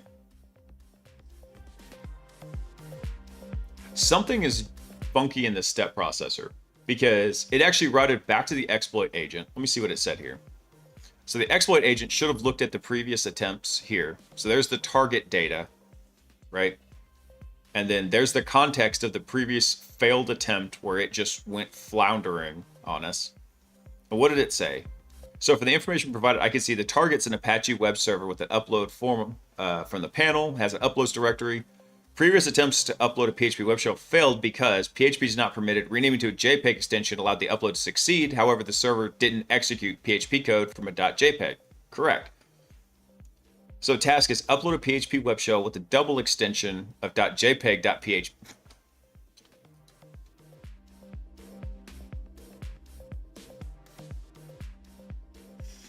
No. You were so close. You were so close, Sonnet. So this is using Sonnet 3.7. It's not even using like the latest Sonnet 4.5. I didn't want to try and change it before we at least got through the exploitation agent. I think I'm going to have to though because Anthropic's talking about sunsetting and decommissioning Claude 3.7. So we'll probably have to go ahead and update it to 4.5, which kind of sucks because I think it costs more money. Hey, J-Beers, what's up, man? Let's see. Cybersecurity degrees would be effective for governance roles and management bureaucracy. Some of them, I say the vast majority of them, yes, exactly. There are a couple, though, that are actually really good, and I'm trying to remember which one it is. I don't remember which one it is, but I do know some folks who have been through there and have landed some roles at particular 3-letter agencies, let's say that. And I'm pissed that I cannot remember what it is. But basically, their program was kind of crafted to basically be like a feeding pipeline for those 3-letter agencies. So they've got something going for them there. Once you get into doing pen testing and doing things like contracting out, you're going to need research skills more than anything. So your brain can only hold so much. Google's amazing, and DuckDuckGo. See, I haven't messed with DuckDuckGo in a long time. Recon never ends at the end of Recon. That's right. It's the recon that never ends. I gotta get my BBD, the Blaise Bits degree. Dude. I had thought I could actually go make a training course that I thought would be unique enough and that other people would find value in. I would go make it.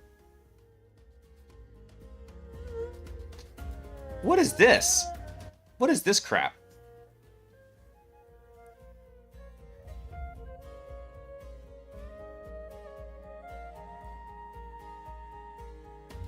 So for some reason, though,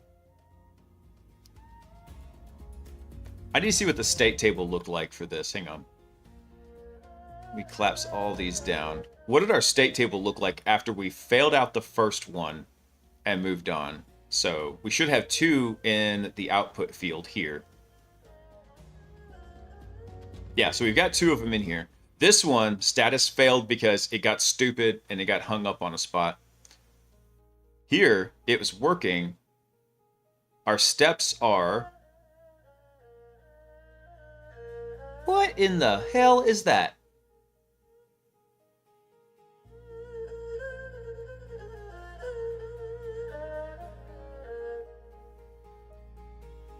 Obtain a PHP web shell. What the crap just happened? For some reason... Well, why did it return the steps like this?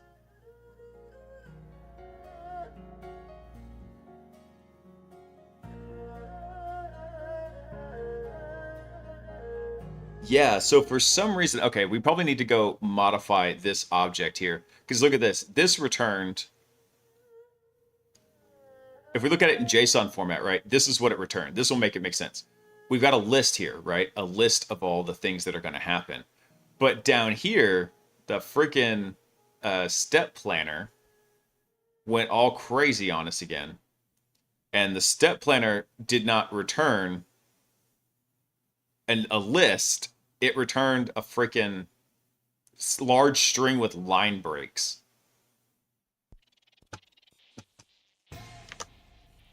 Oh, step planner, what are you doing?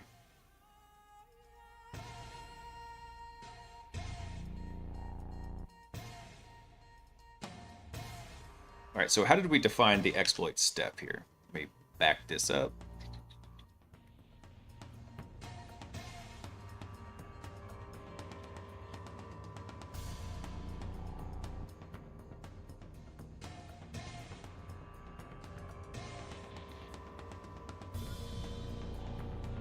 A list of steps to execute in order to exploit the target for remote code execution.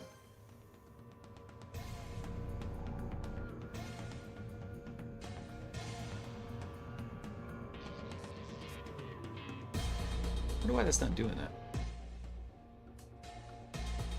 Oh, hey Gumby, thanks for the gifted sub over to Hats, dude. Appreciate that.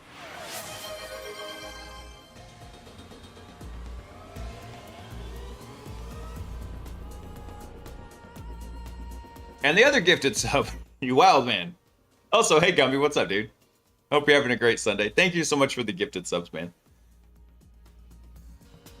You and a few dedicated others allowed me to go fix this computer. Because I used the Blaise Bits money for it. Because primarily that's what I do on this computer, is I stream from it.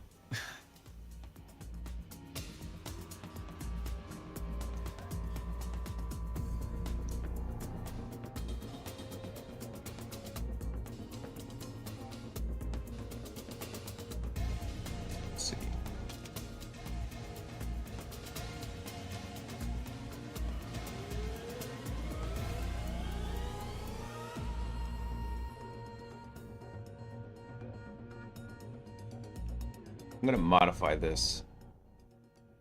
Let's see.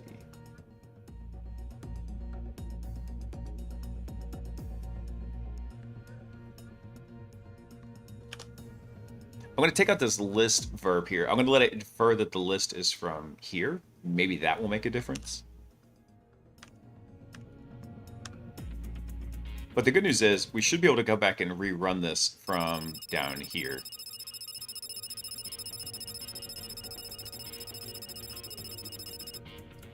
Incoming transmission from RNO Gumby. Got to pump up those numbers.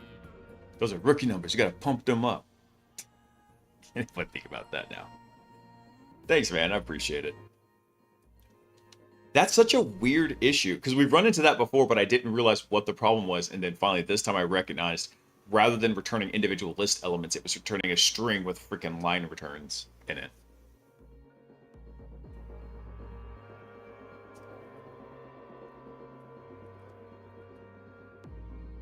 now let's go see what it's doing here. Hopefully a few more tweaks to the exploitation agent and it will be good.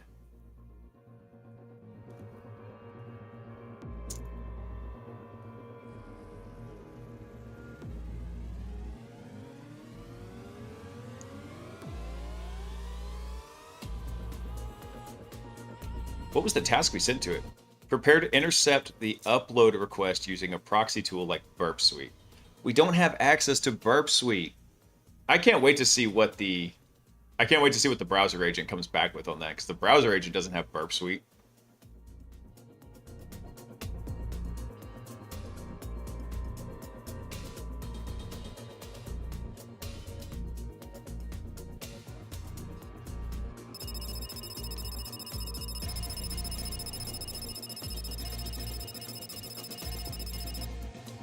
Incoming transmission from the _DB monkey. Someone say pump up numbers? Pump up the numbers. Pump up the jam.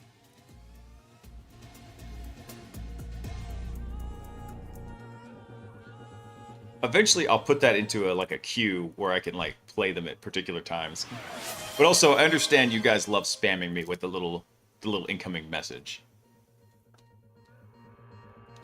And Gumby again with the 3rd gifted sub. Thanks, man.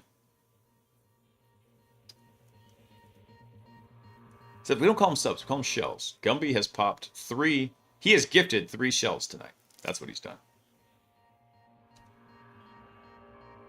So what did it do with the revisor now after this? I'm not pooping laughing. I'm right here, man.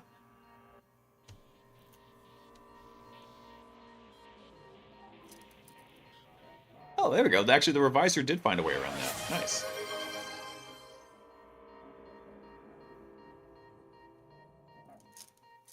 What is going on here? You guys you're all madmen. I need to change how this is functioning. Incoming transmission from Reach Gris Young de-gifted shells. Like Mario Kart shells? No, like an exploit shell, bro. Come on. Like a Mario Kart shell. Yes, blue shells. We're just tossing blue shells around to everybody.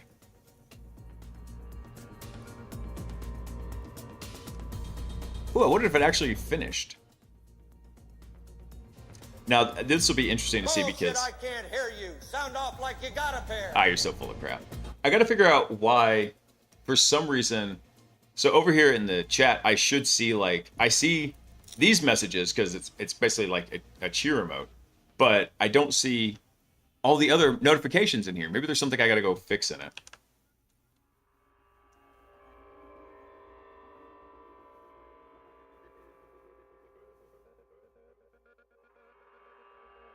No, they're all listed in here. I just don't get why they're not showing up.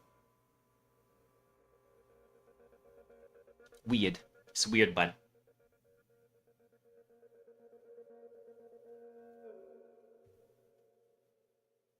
Oh, I missed that. Bam.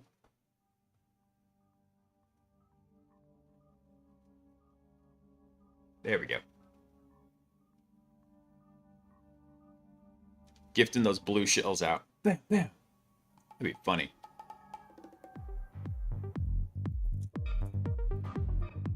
Well, this would be interesting. What file is it going to try and upload? Oh, it's going to try and upload webshell.php. All right. I guess it's going to... How did it know to upload the webshell PHP, though? Like, what information? Oh. It already had a persistent browser for this guy here.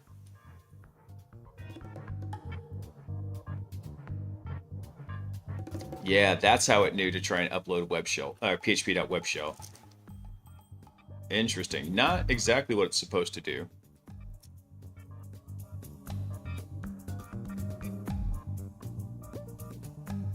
Okay, so this one was upload the PHP web shell to the panel. So it's going to call a rename. What did it rename it to? PHTML. Okay, awesome. So with PHTML, that should have worked. And then...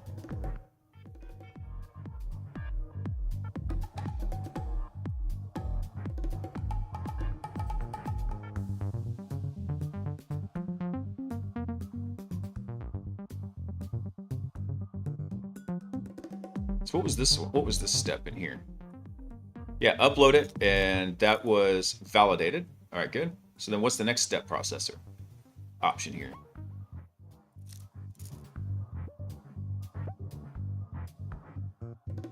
Create the initial access exploit for the target. Oh, good. So now it's going to try and do a Python exec.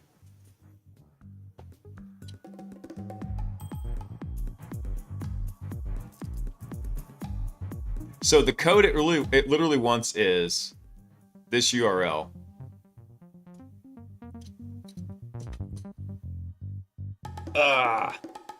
See, I didn't want to change the wording of this prompt because what it should do is if it cannot get the artifact, it should go through the steps and try to automate it with Python.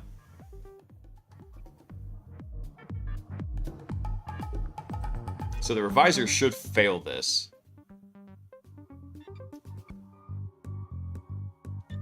Okay, good. Then it actually does our get initial access payload. Excellent. So then the revisor should have said, now you're good. Failed.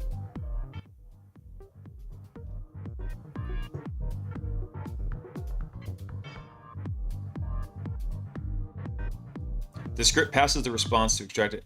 However, the script uses a placeholder command instead of an actual command to verify remote code execution.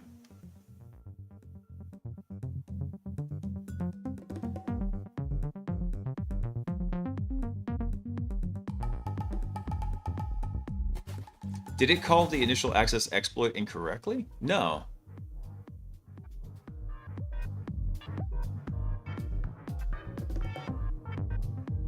Oh, that's why.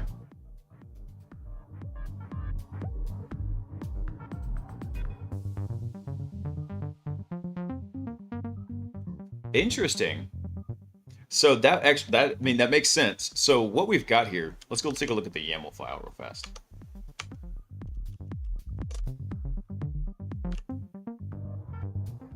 If I could find the window. There it is. So if we go look at the YAML file for this, right here.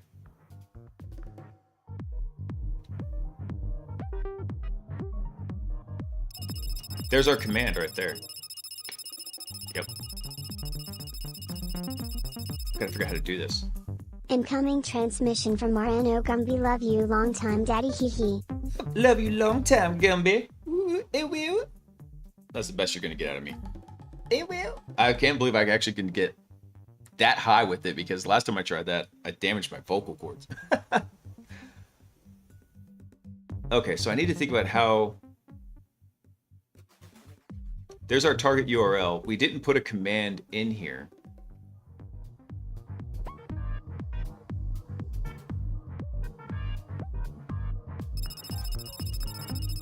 Ooh.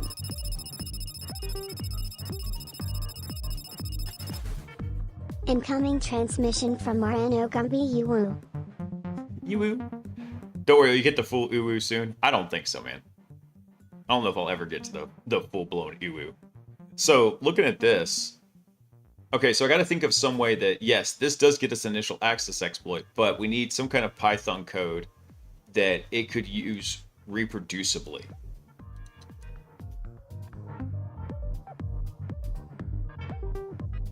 How do I want to do that? I said uwu at a job once and my coworkers chastised me. They uwu shamed me. Oh. That would not be my coworkers. They'd probably be laughing their butts off.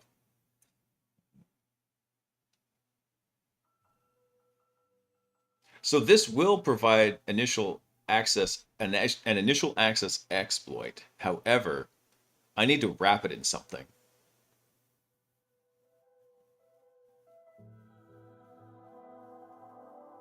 Let me look at something, because I'm expecting it to use this from the Python exec tool.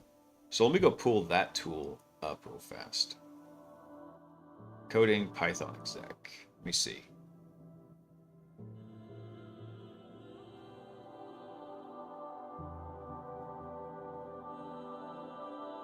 So this is just raw Python, like a raw Python example of what you would do here.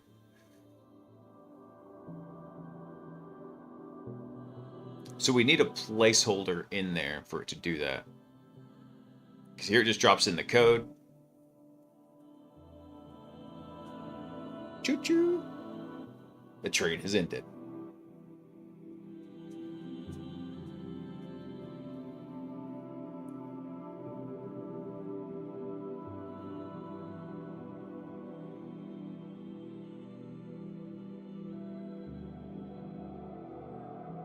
How did I word this? Let me double check something here. So, I think that was over in prompting where we actually defined what the initial access exploit should be.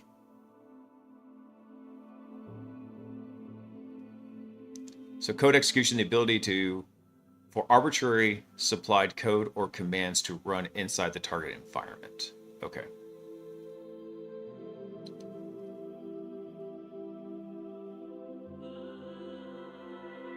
All right, Caffeine, have a good night, man. Thanks for stopping in, brother. I appreciate you. What time is it? I need to go get some water here in a second.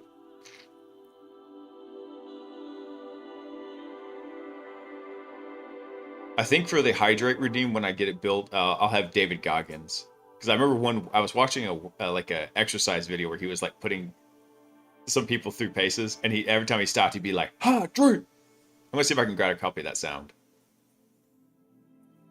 Good night, man. You have a good day tomorrow. Remember, tomorrow's Crushing It Monday. Get crushing it, dude.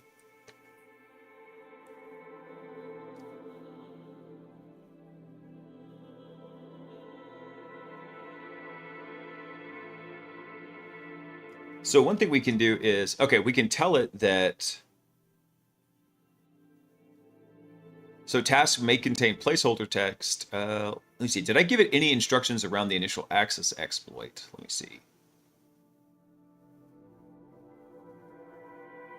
Let me drag this over so I can read this whole thing real fast.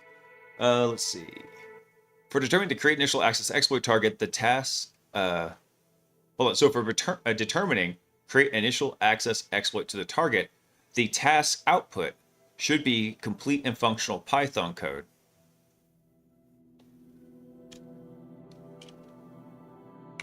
Yeah, we can put one more like directive in here. Let's see.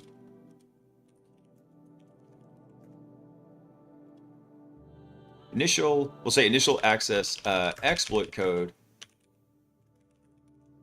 may contain placeholders. Let's see. How did I say it for... Hold on, what was the verbiage I used for the PHP file? Let's see.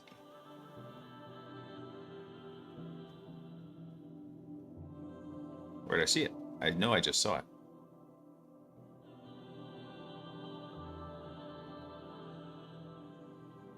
There it is.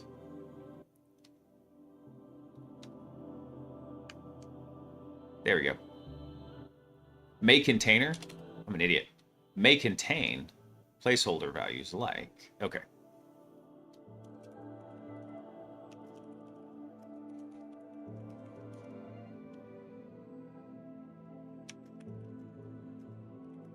This is to be considered valid code.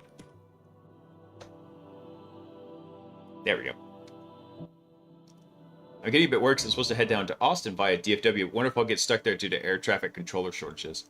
I don't know, man. And so I've been so slammed the last couple weeks. I haven't been keeping up with a ton of the news. I did hear about there was worry about if the air traffic controllers were going to walk off because they basically haven't been getting paid for a month. But I want to say that they just passed the continuing resolution.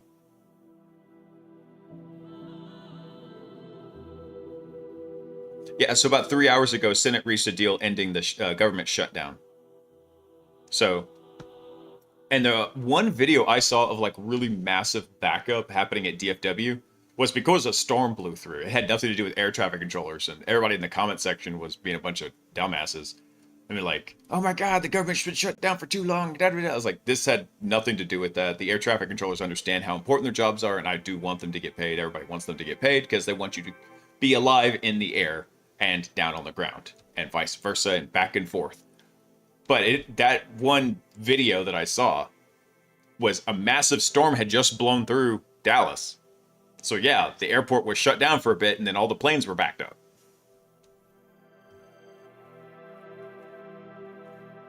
All right, so we made one more little change to the revisor here. We told it that it can contain placeholders like this.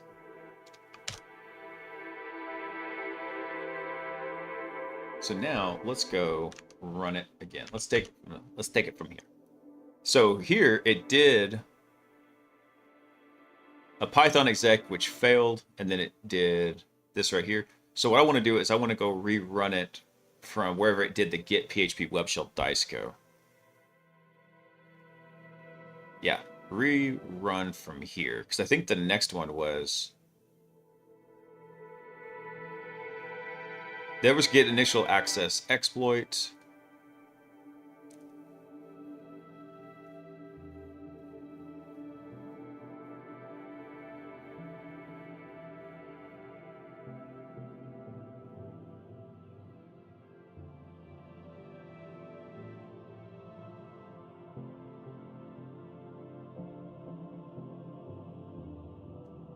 Oh, wait, there we go.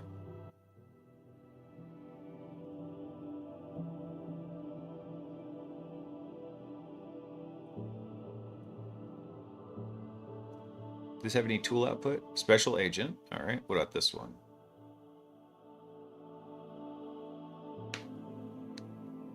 Man, the agent really struggled with this one. Output tool. Oh, it must have skipped down to here.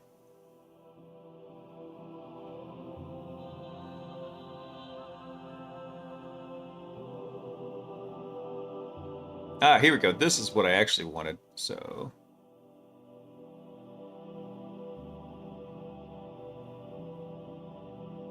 Hold on, how far down did it get? I mean, it went down quite a way. So we had 1, 2, 3. I wonder if I could tell it to I don't think I could tell it to rerun from in here. I don't believe I can.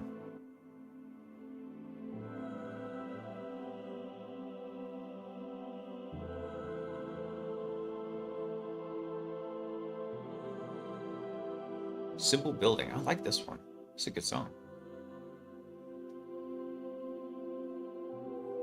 Okay, so after the Python exec, then it did it. Okay, got it. Oh, I tell you what, I gotta run and get some water, guys. I'll be right back.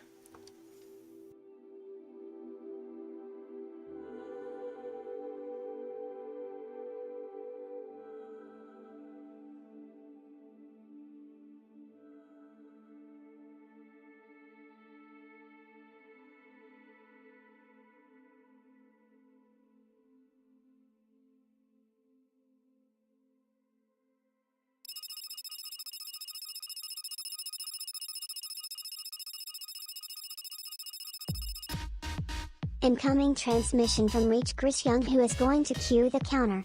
Any counter. In the chat. Ha. Ha.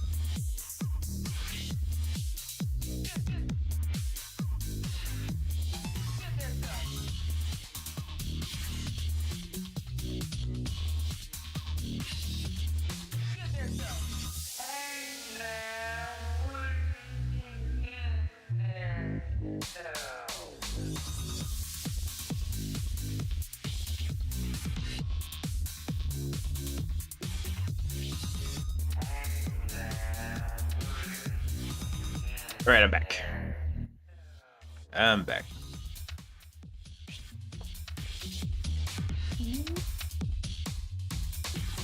I gotta go fix the be right back screen.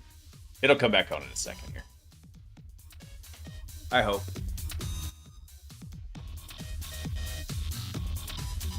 I know I was not pooping. Peaches was out of water. She needed water too.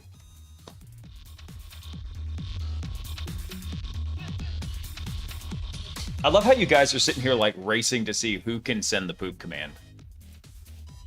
I'm glad that such a little command can bring you so much joy.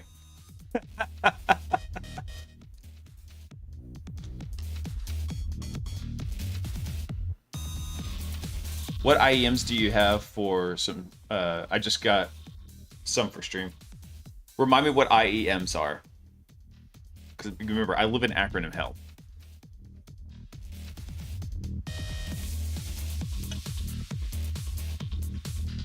Oh, the in-ear monitors? Amazon ones?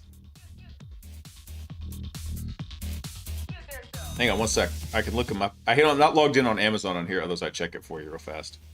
Let's see. Which ones did I get?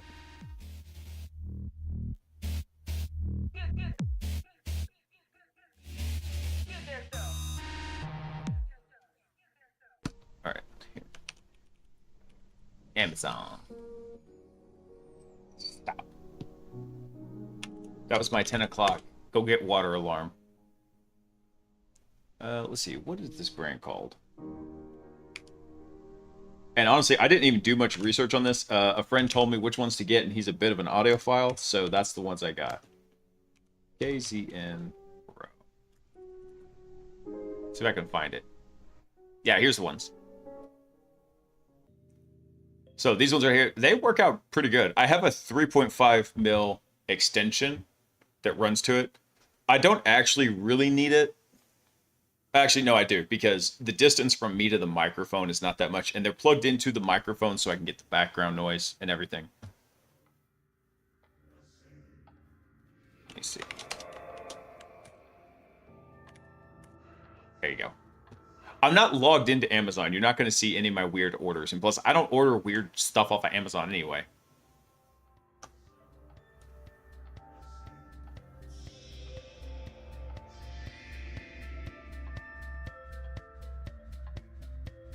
I always just called them earbuds.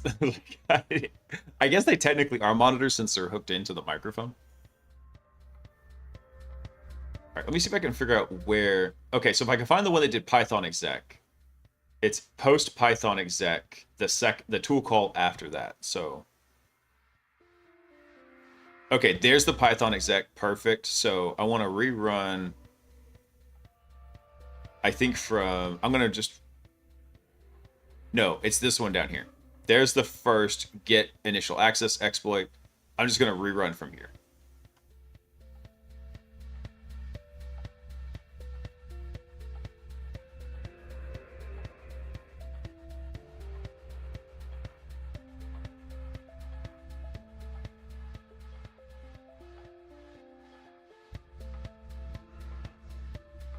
And then we'll just check the trace over here.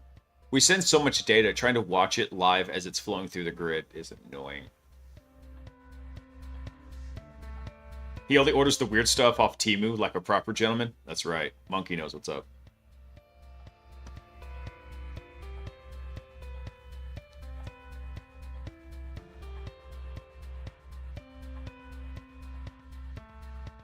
Wait, was this...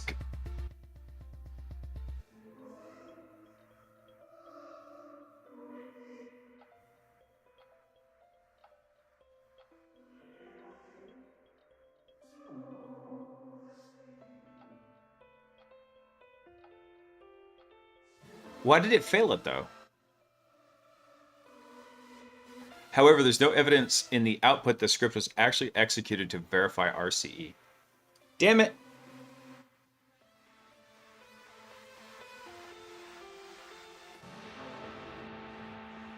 It looks like it did finally fix it, though. It went back up here to the exploit agent. So let's wait for this to kind of refresh a bit. How much is this costing me? 2 cents? That's not bad. So then what does it do? What's the exploit step processor? So the reviser came back and failed it because it said create a Python script to interact with the uploaded web shell at blank to achieve and verify remote code execution. Okay. So it failed that.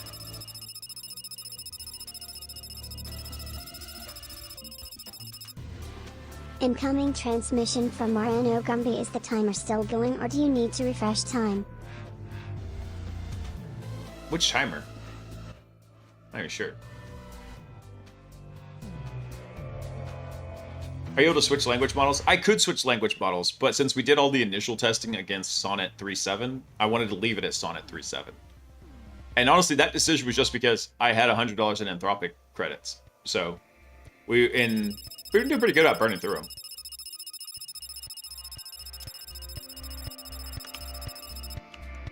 Incoming transmission from Mariano Gumby THM.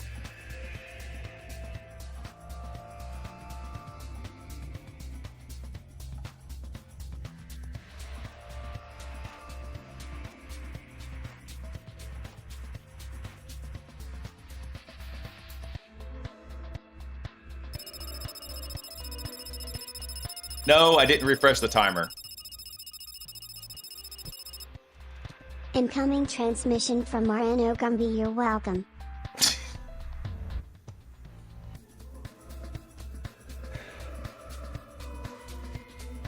Ah, damn it.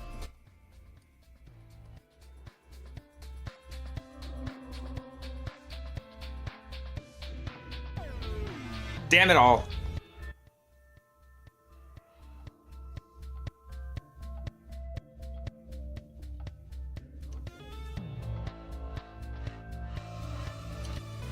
All right, I've got an idea.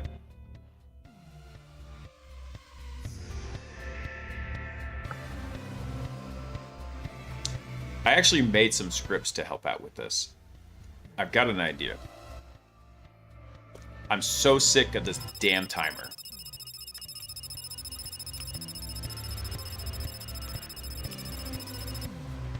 Incoming transmission from Mariano Gumby. Sorry for trolling, but it's so much fun. You're not sorry.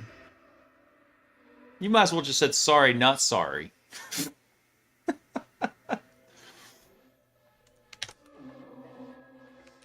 Hold on. Oh, I'm already here. Okay, hold on. Did I put these in here? I don't think I did. I made scripts to actually go through and auto-pwn this box.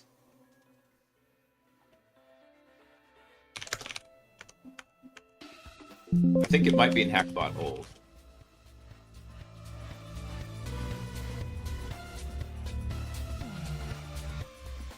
Ooh, I wonder if that might have been something... No, that shouldn't have been anything that we lost when that happened.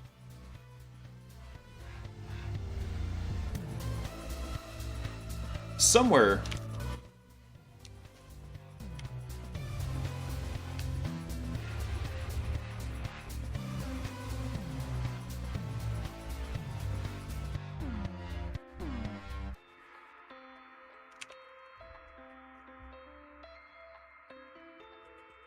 Maybe it's over in downloads.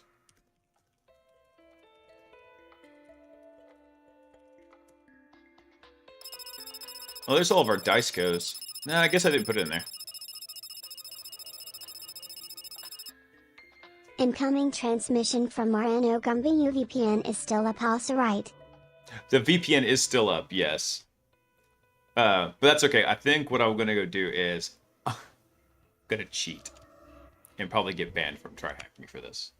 But this is also their oldest box in here. So I want to run this local.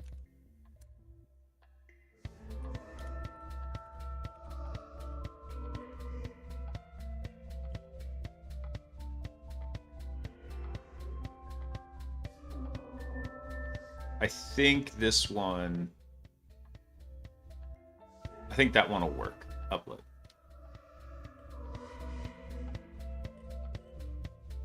Now, don't pin the tab. Duplicate.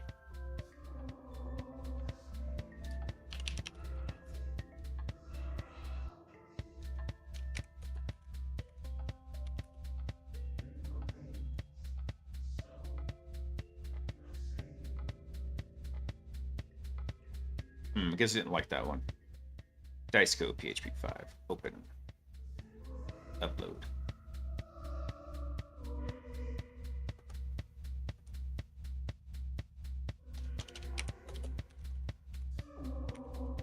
All right, there we go. So we've got that. Let's see.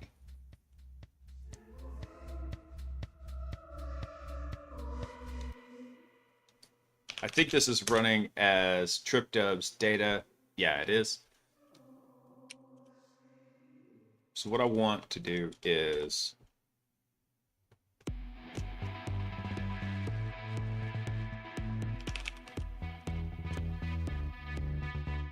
I know, you know what? I know we made a Python file to go do this for us.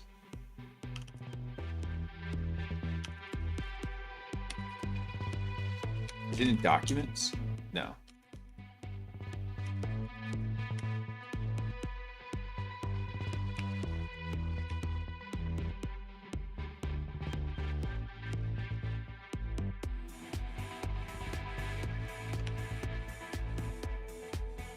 Did I have it in the main project file? Hang on.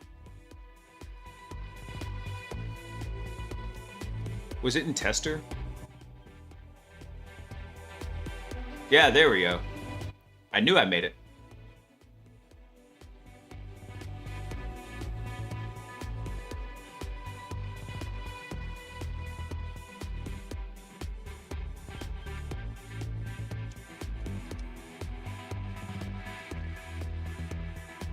What was our IP address here?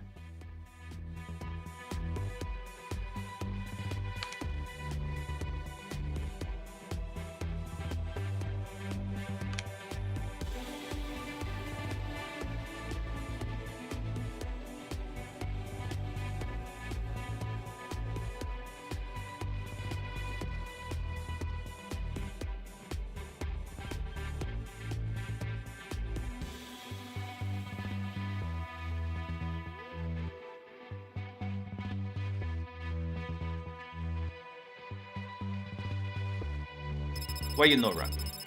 Kill me, Smalls.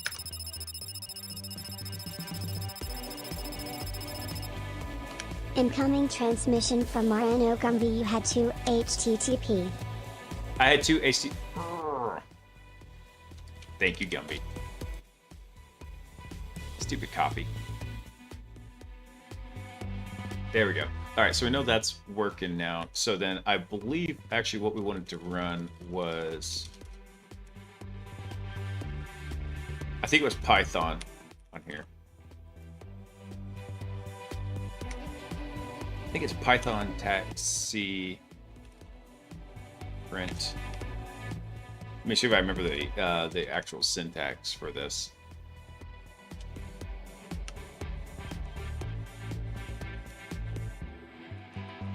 Do / escaping.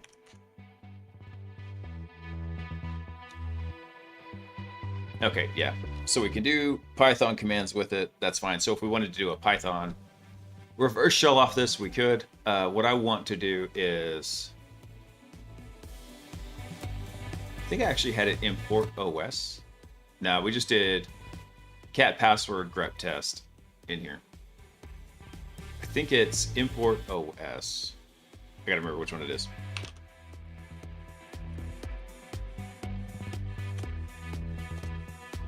And it's OS dot, I think it's list dir like root. Permission denied. That's fine. I don't care. Because this will be running as root. I can do that.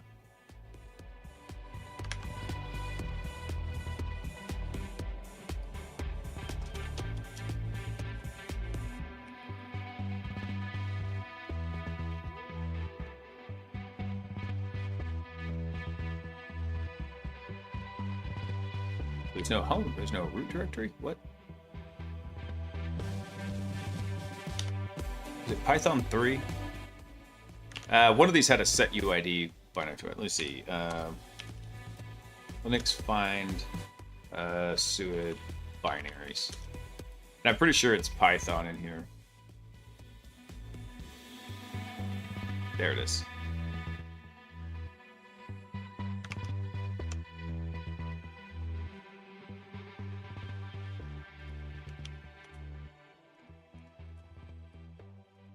So what I'm gonna do is, because it's a set UID binary to find it.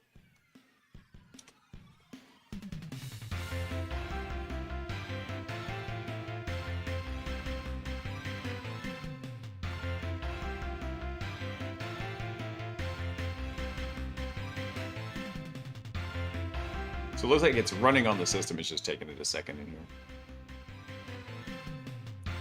Bin U mount? Really?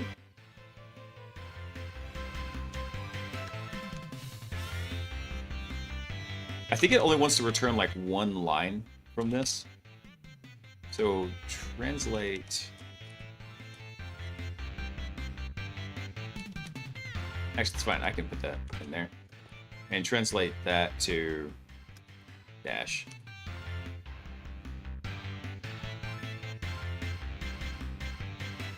There we go.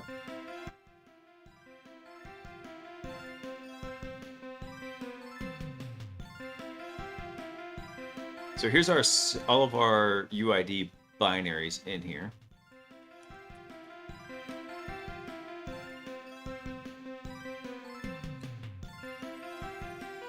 There we go. Let's see.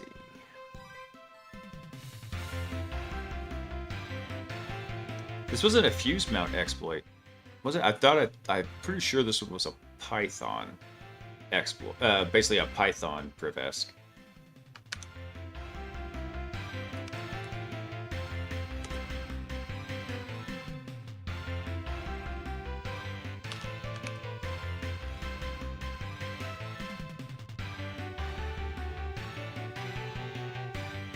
Bring this over here.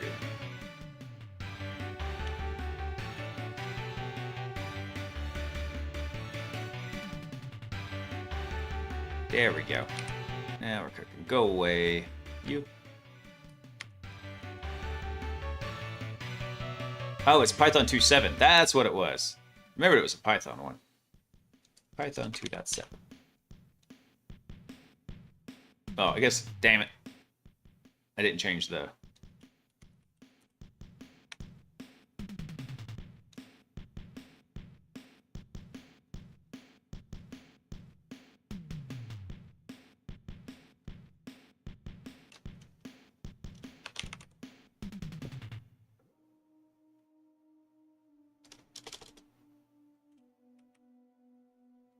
What is that damn command?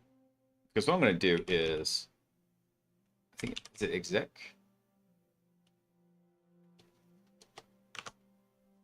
I don't remember what the command is for it.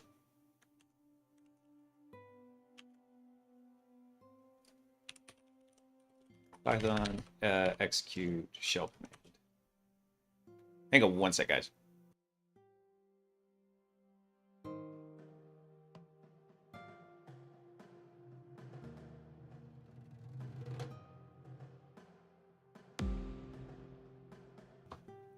All right, I'm back. Was it a sudo exploit? I thought it was.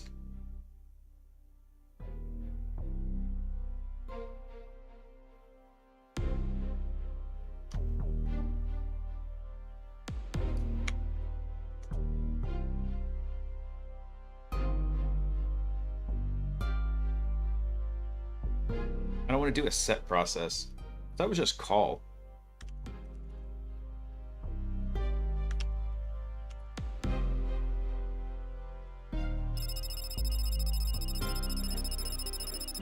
Suck.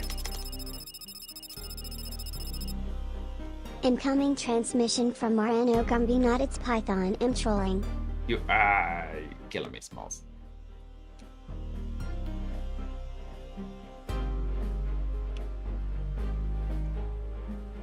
I gotta remember what it is though. Oh, for this one they're importing subprocess. I'll try that. Why not? Oh, you know what? It would help if I actually put the import command in there.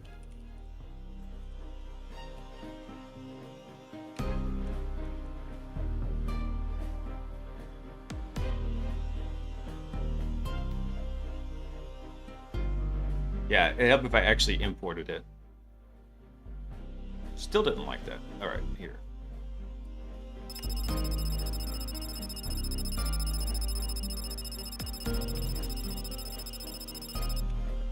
Incoming transmission from Marano Gumby. They do have a pseudo vuln box as well.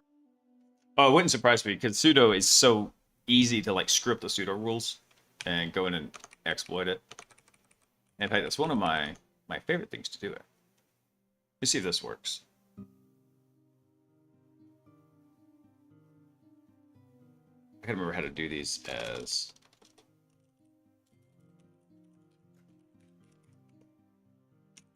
import subprocess, subprocess, run. Let's say, who am I? Yeah, so that should have worked right there.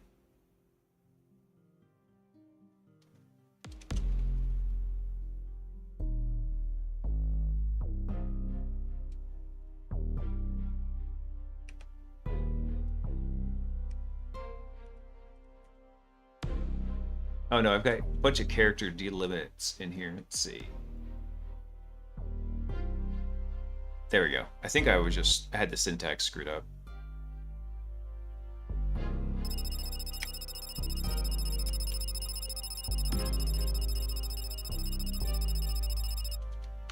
Incoming transmission from Marano Gumby. What are you trying to do? I'm trying to double check the command execution from Python here. Basically, I'm doing the exploit manually, and it was, I want to say, a Python 2.7 because Python 2.7 right here is a pseudo binary. All these other ones, you know, are normal. Snap core, we're not going to be able to do anything with. There was a fuser mount exploit, but that was newer than when this box came out, right? So that's kind of like one that you just given. So there was a Python 2.7 exploit in here to privask. I don't remember what it was.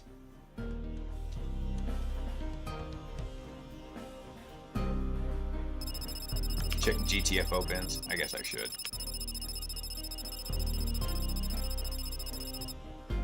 Incoming transmission from Marano Gumby. Check GTF ovens. No, not pins, bins. There we go.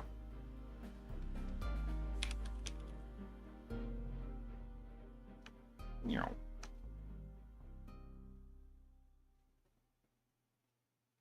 Oh, it's os.system. Man, I was on the right track. I knew I was getting there.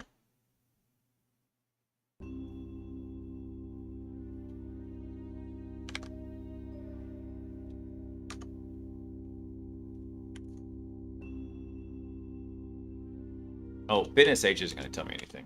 Who am I?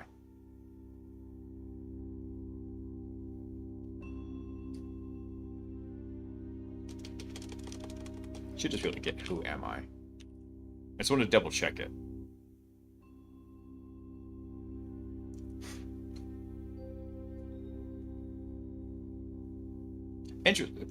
Interesting that Python 2.7 is coming back as who am I.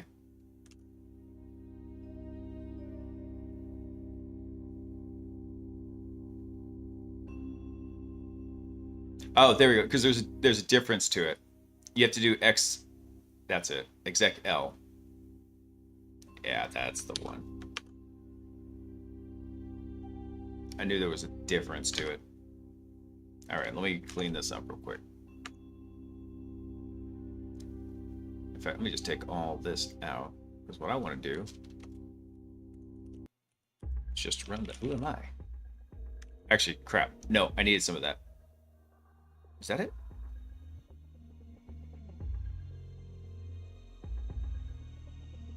Hold on, what was the TACP option?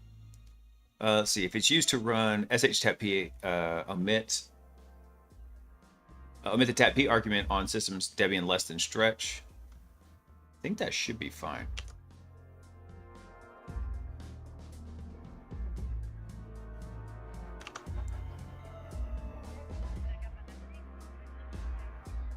It wasn't a sudo exploit, if I remember right.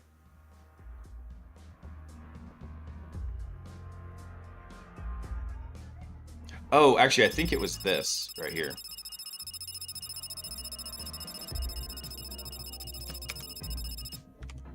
Incoming transmission from Marano Gumby. Instead of SH, you will want to use bash. I could never get the SH to work. Let me take this out. Because actually, I remember this one right here for the suid here. And instead of running bin sh, I just want to run who am I. Because I forgot, yeah, you could actually set the executing UID in here. By default, it's going to inherit the one that you call it from, but you can do the other one.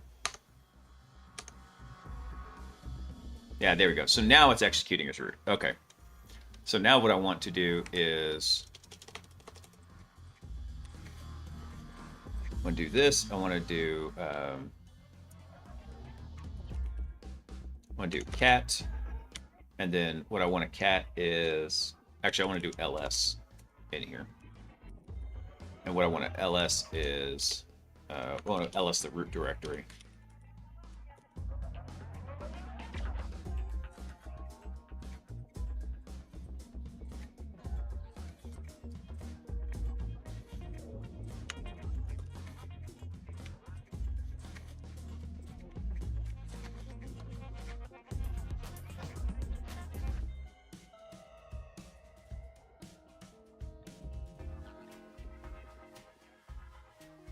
Did I have the... I don't think I had this set up right.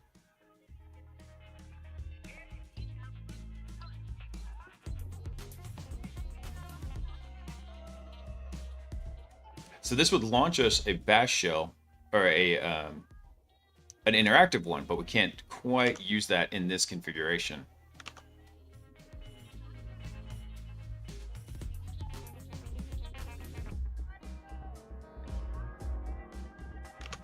Maybe I'm making this overcomplicated for this particular configuration. Let me just do, maybe I could just give it like the raw command line. I haven't had to do a Python exploit like this forever. There we go.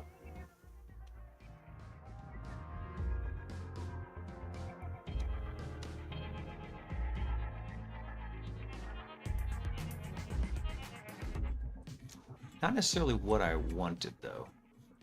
Yeah, I could go get root.txt, but that's not what I wanted. I have a bigger goal in mind here.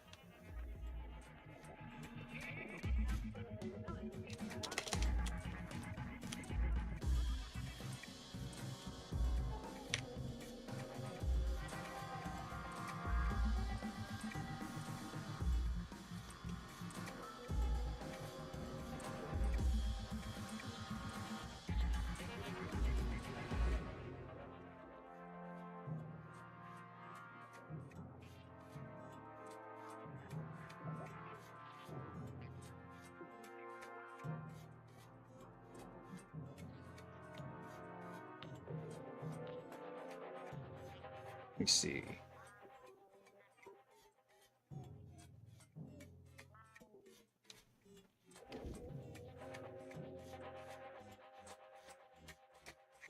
CSH command not found. What?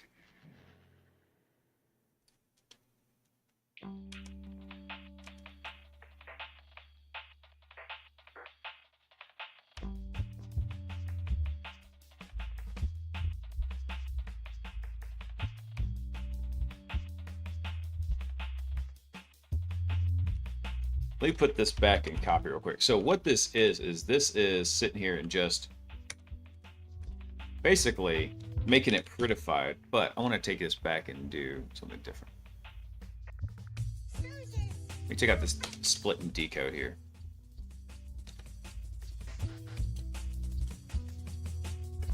There we go. But it's still only returning like the very first one. I think that's an abnormality of the Diceco web shell. Why did it come back with snap? Because what it's coming back is just the first thing that's listed in there.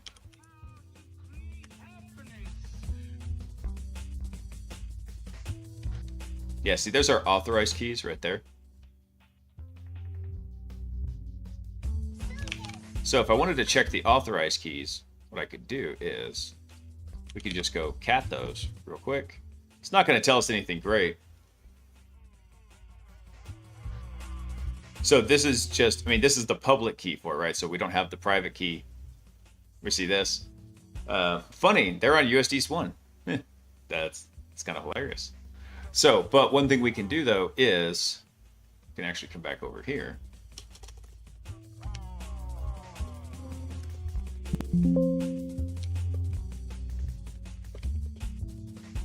Let's see.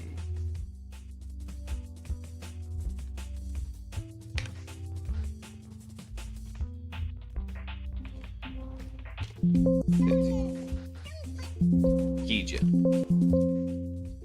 There we go. No, I want this to go to home Debian.ssh/trash key.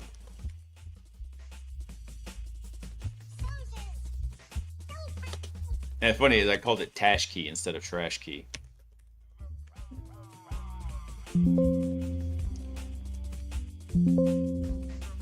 There we go.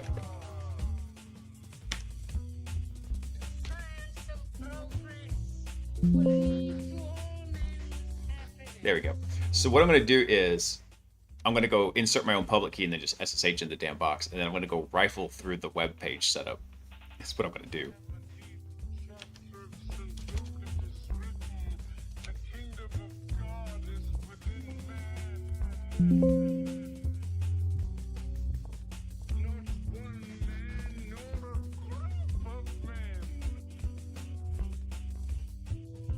Yeah, that should be good if I do that. So come back over here. So what I'm going to do is we're going to do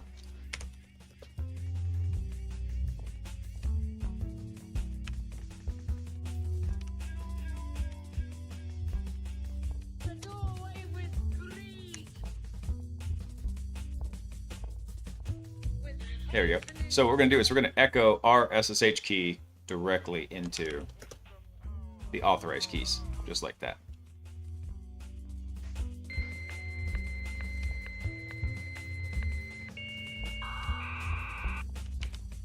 Let me back this up. Who was that? I gotta figure out why this isn't showing me the alerts on the good screen. Hey, David Ocho, thanks for coming online, man. Welcome in.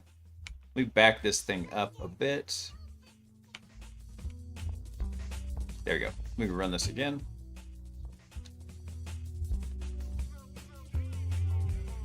You didn't write my SSH key, you little turd.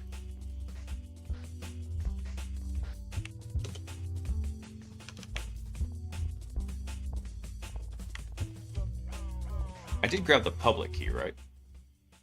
Yeah, that's the public key.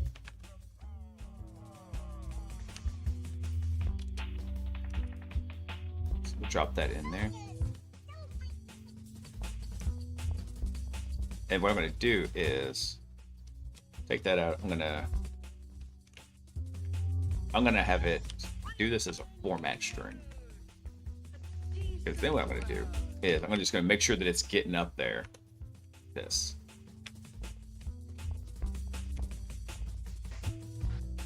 I'm getting my syntaxes mixed up. There we go.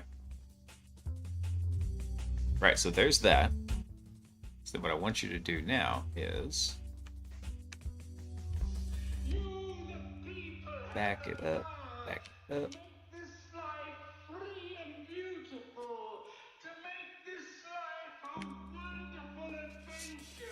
Which song is this? Soldiers Don't Fight. I think that's actually already on the list of ones I need to take off. Yeah, it is. Damn it. I really got to go pare down the background music. Okay, so what I wanted to do is I wanted to echo that SSH key and then append that here.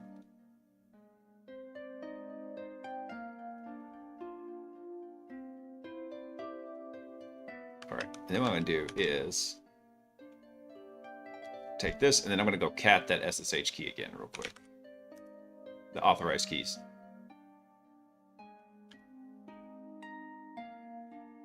Oh, those turds. They mess it up in there. That's all right. We have another option we can do with this. And that is, we can do some netcat. And we'll do port 888. And then what we'll do is we'll see if this guy has netcat running on it.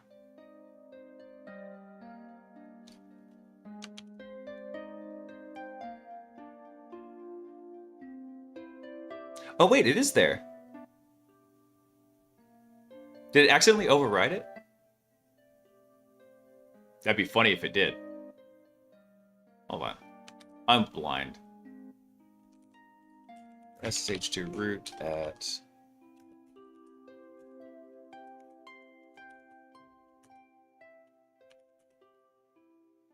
root's password. None.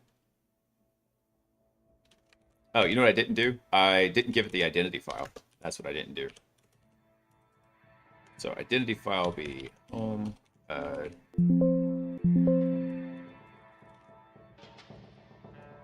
home Debian SSH crash key. There we are. So now we've got SSH as root.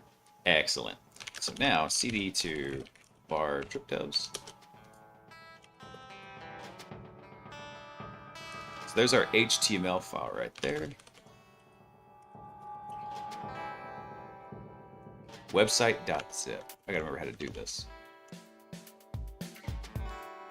Let's see.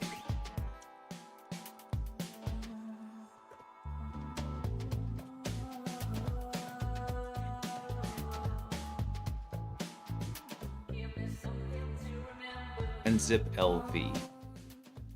Or zip info. Is it zip-tac-d?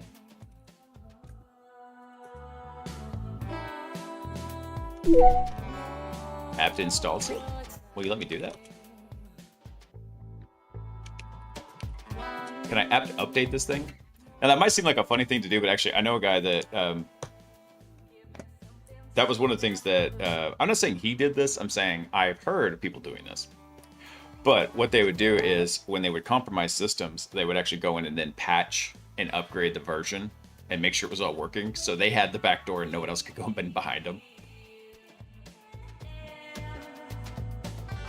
No luck connecting. Suck.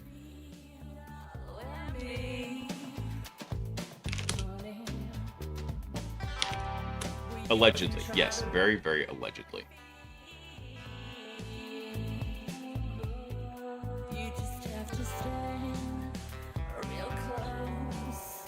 Let's see. That's not what I wanted. Bar trip dubs. I don't know what that song was. Let's see. HTML. What was it called? Capital W website.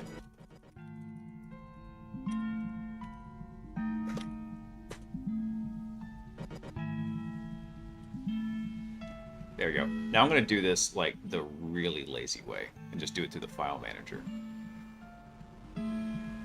Of course I copied it over into SSH.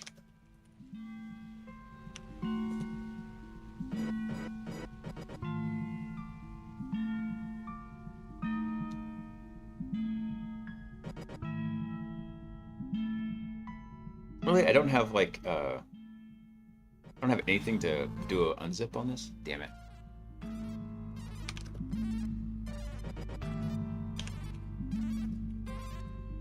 Let's see, zip-tac-d website.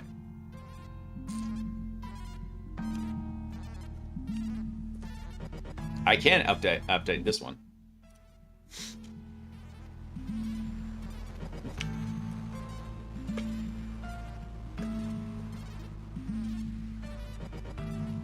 All right, so let's see if they called it right. Let's see, who was that? Gumby. He said zip-tac-d.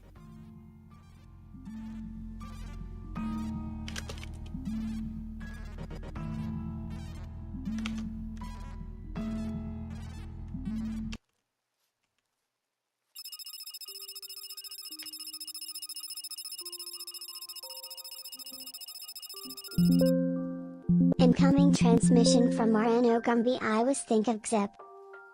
Zip.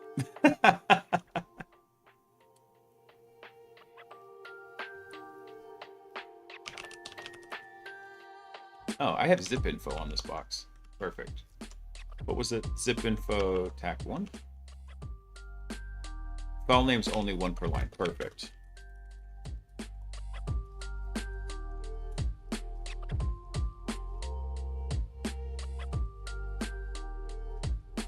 Nice.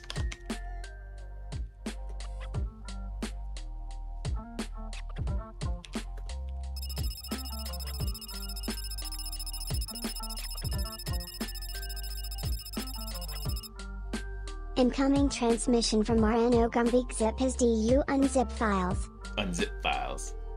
Well, I didn't want to unzip it just yet. I wanted to see what was in there. It looks like it's got what I want. So now what I want to do is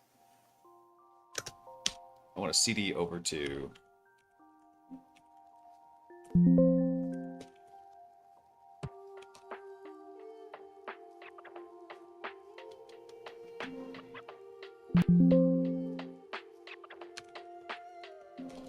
I hate Apache configurations. Listen on 80. Okay. That's easy. Wait, I just did that one. What was the other one? Apache2.com. I think that's kind of like just your default Apache 2.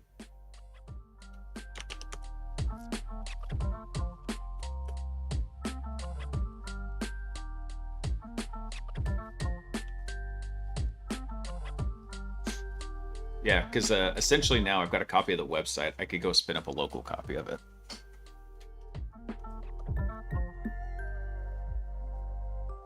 That's what I was doing.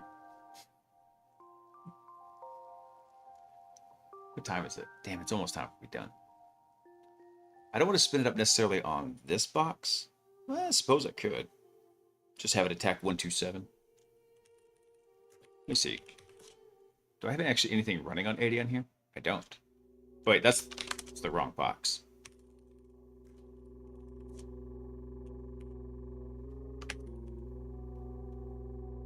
Nope, nothing running on 80.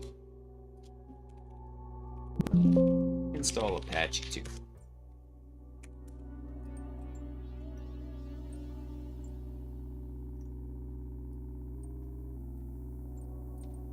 Let's see, CD to bar Windows.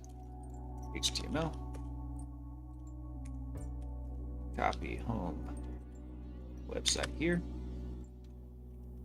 Sudo copy.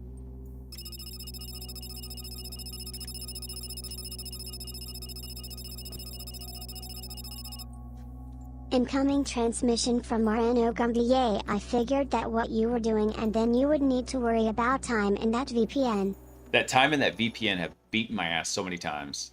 I'm sick of them.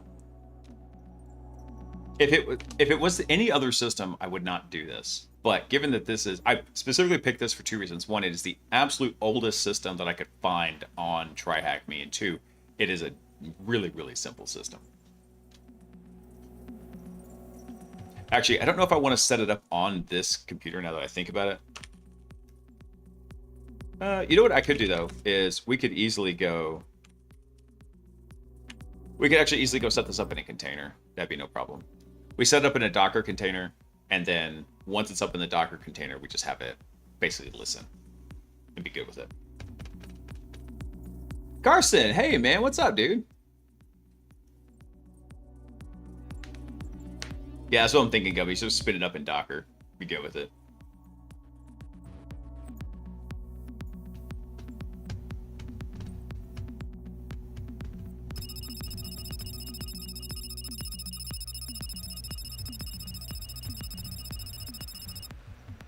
Incoming transmission from Marano Gumby. You bet me to it.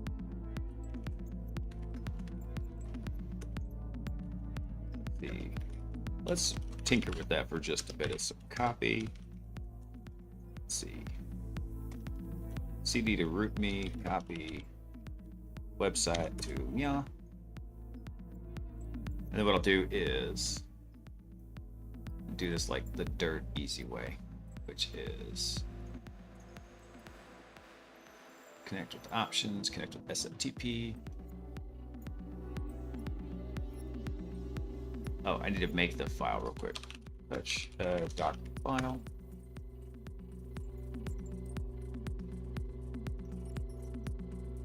Refresh. There we go. And I'll open that with code. There we go. So then what I'll do is I'm going to come in here and we're going to spin this up as a Docker file, basically. for a very simple one. And in that Docker file, we'll have to go configure the suid rule for Python 2.7, but that's not a problem. Been super busy with a new job and school. How you doing? I've been getting my butt kicked the last couple weeks. It's not necessarily a hard red team assessment. It's just an odd one. And a lot of the creature comforts that I'm accustomed to, right? Of automatically deploying our C2 and having the redirectors spin up and just be like good, having a lot of that like really easy living control, but like all the stuff's been automated for the sake of all the people who are working on my team. Didn't have hardly any of that. We had like half of it, and then we had to like manually do the other half. So setting up everything up and getting it working, it was a beatdown.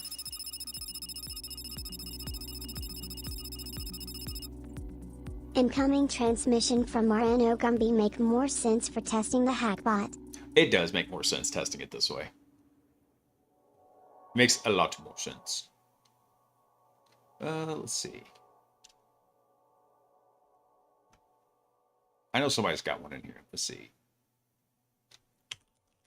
Docker file for simple Apache.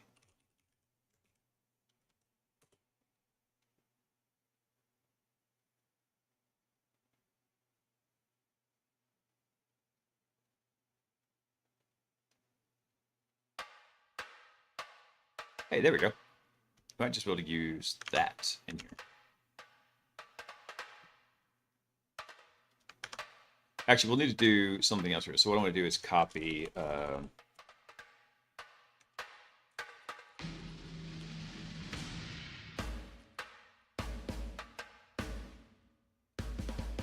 Just started my job working on the help desk, and we were having trouble deploying new Windows updates, and it feels like I'm getting tickets about login times every few minutes. Ugh. Damn Windows updates, man. Incoming transmission from Marano Gumby, but wouldn't this technically be stealing? Hee. I'm technically saving them money because I'm not going to be using their VPN or their compute resources. And I'm not planning on like reselling it or showing the particular code out to anybody. So I'm saving them money because this is a free room.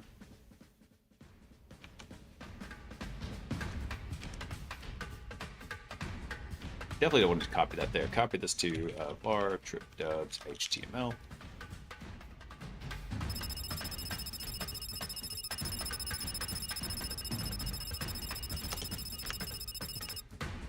Incoming transmission from Marano Gumby. Okay, then it's okay. Hee. Yeah, I'm going to say it's okay, especially considering all the time we spent on it. I'm sure I've cost them quite a bit. Let's see. I got to remember how to do this, so update.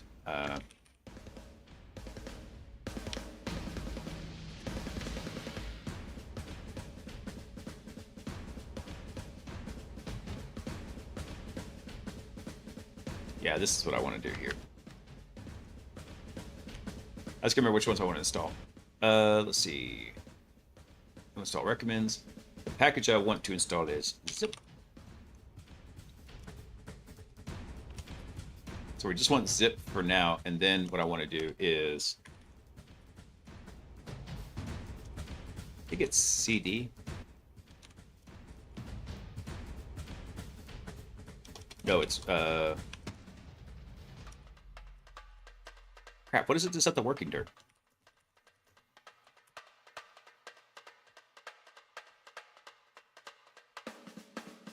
Oh, it's just work dirt.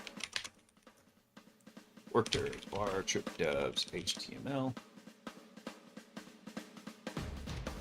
Okay, let's just move this up to the top, and then what we'll do is so little known tweak about making Docker files. When it does each of these, it actually builds a diff file, or not really a diff file, but basically each of these forms a layer. And when you need to go rebuild a container, it will look to see if the layers have changed, and then it can basically skip all the stuff that hasn't changed and just pick up where the change occurred. So in this case, this copy the website to here, right, which should just be like dot in here. It should give us this. So now what we should be able to do is run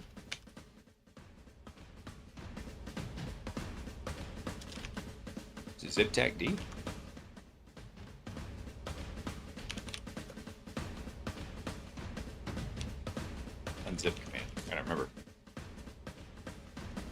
Agent 57, good morning, man.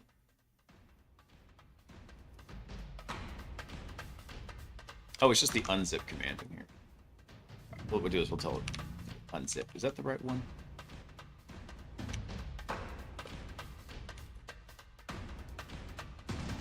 Yeah, it's just unzip. That's actually the one that I want. I don't want the whole thing. I just want the zip command. So we'll do unzip, and then what we're going to do is we're going to tell it to unzip website dot zip, like that. We could optimize this more, but you know what? I don't want to store the entire folder structure on the computer.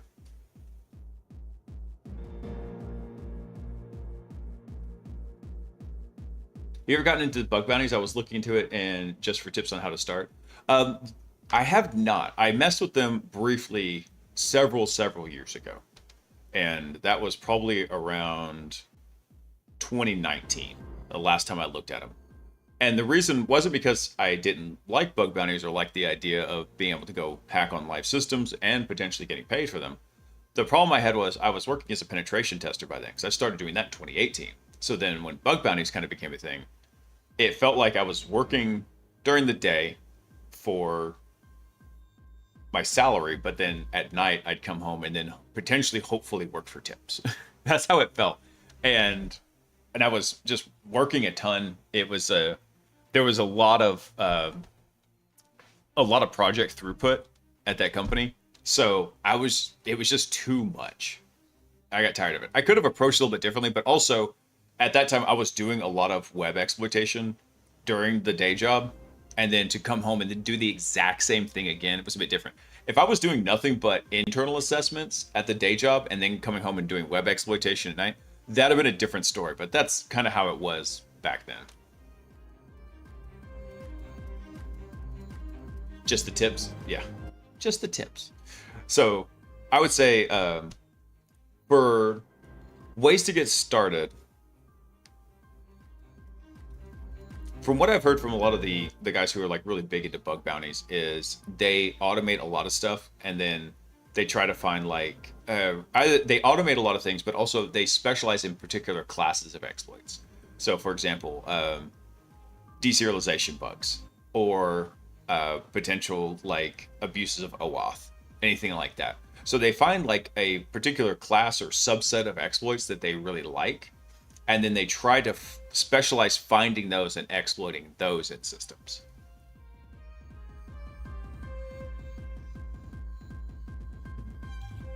Everybody here is awesome, 57. All a bunch of good folks. Let's see. So after we unzip this, I think that's it. That might just be it. We might have to go in and debug it. I need to set a dummy entry point, though.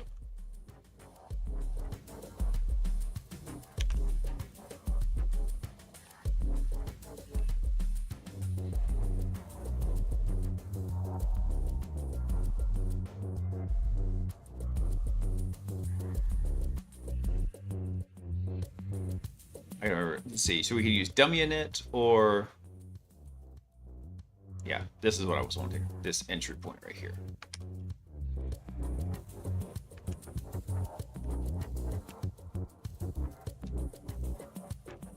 Docker build takt root me, and then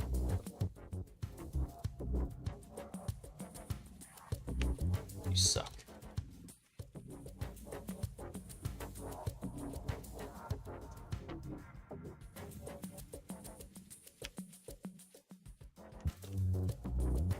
Oh, it's because I named it wrong. I forgot Docker file. The file has to be lowercase.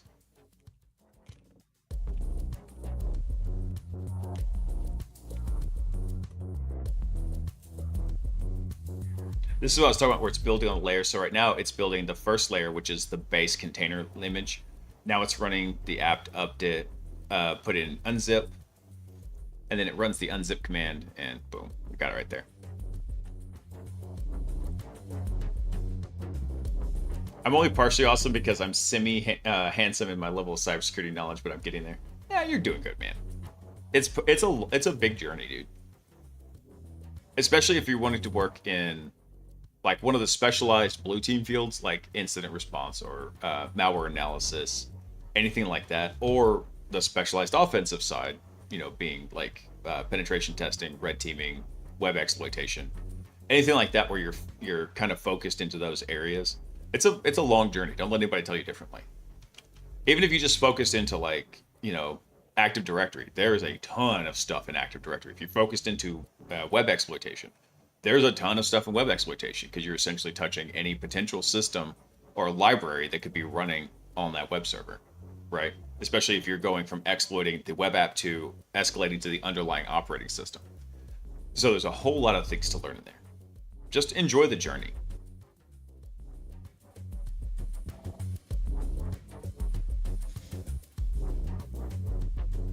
Let me see. I think it's Docker. Yeah, Docker run. And then what I want to run is run root me. I think I want to change the entry point to bin bash.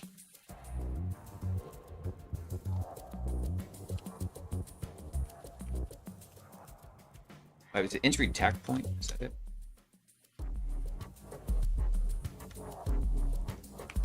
Oh, actually, I think that has to be before the container. Kind of think of it.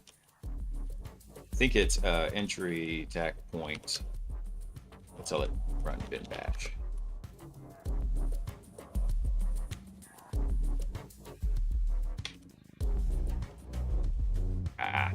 What is it?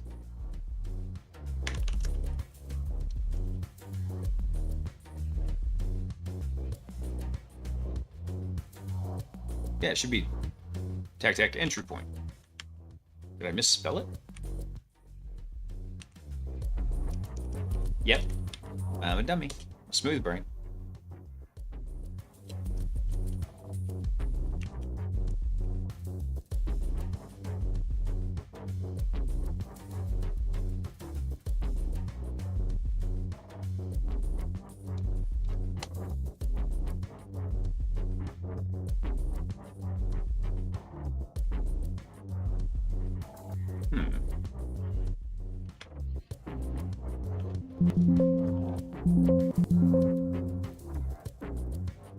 Let me kill all these other ones. It's not running here in the background.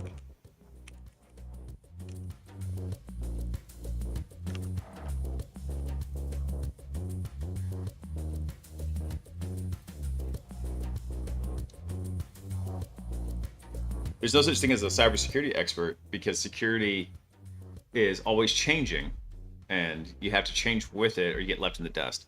That is for sure, man.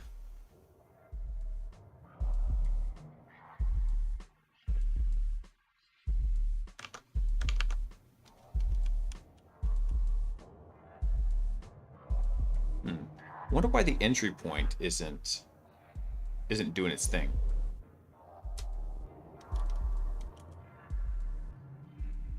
So it didn't like the dummy init. That's fine. We can adjust that later.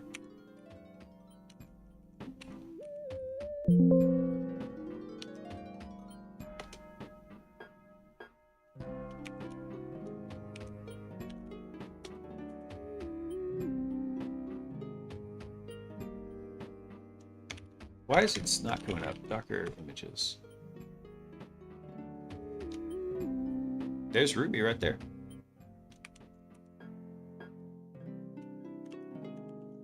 Let's see, our base layer for this, what was it?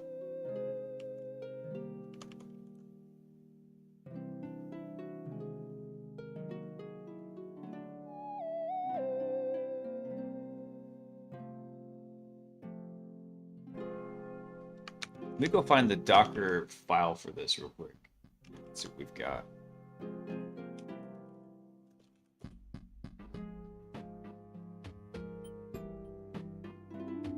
Yeah, so this is the official Apache HTTPD.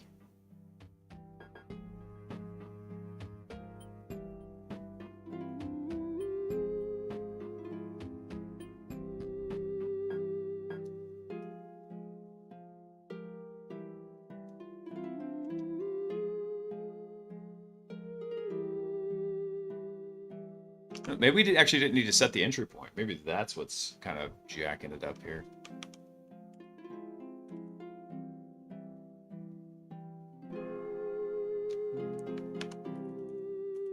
Let me rebuild this real fast here.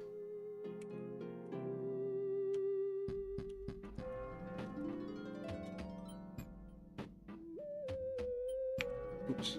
That is not what I wanted.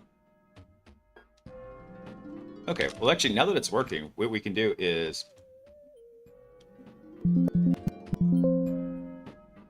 Why you do this?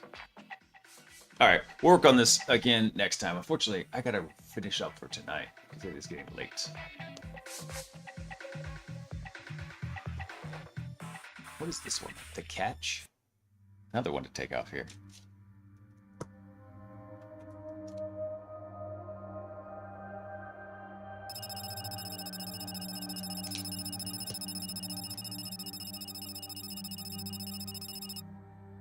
Incoming transmission from Moreno Gumby. Don't forget to push it real good. I'm going to take a mulligan on pushing it just this one time. For the sole reason that I don't know if any of the code I have changed is making a... Okay, you know what? It is.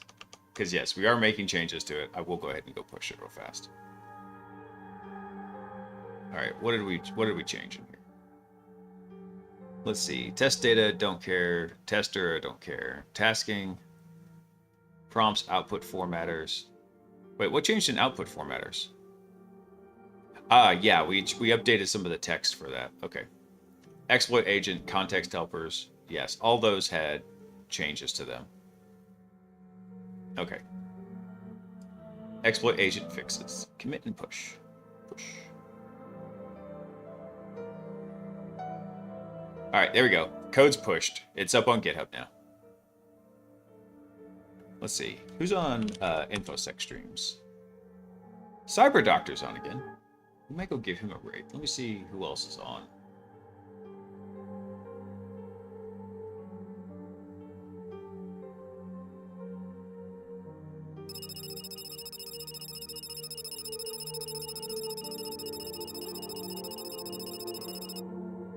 Incoming transmission from Moreno Gumby. And don't make Silk mad streaming to later.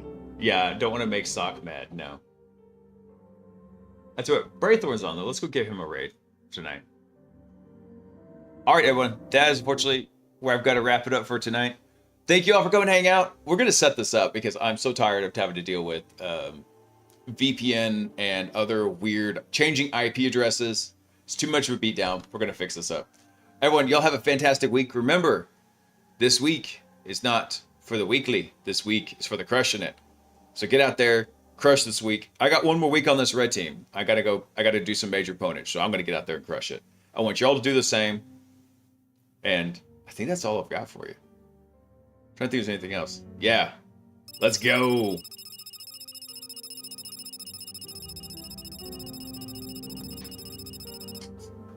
Incoming transmission from Moreno Gumby. Love you long time. See you next time. Love you long time, Gumby. Ew. Take care, everyone. I want y'all to remember one very awesome thing, and that is I love you. Peace.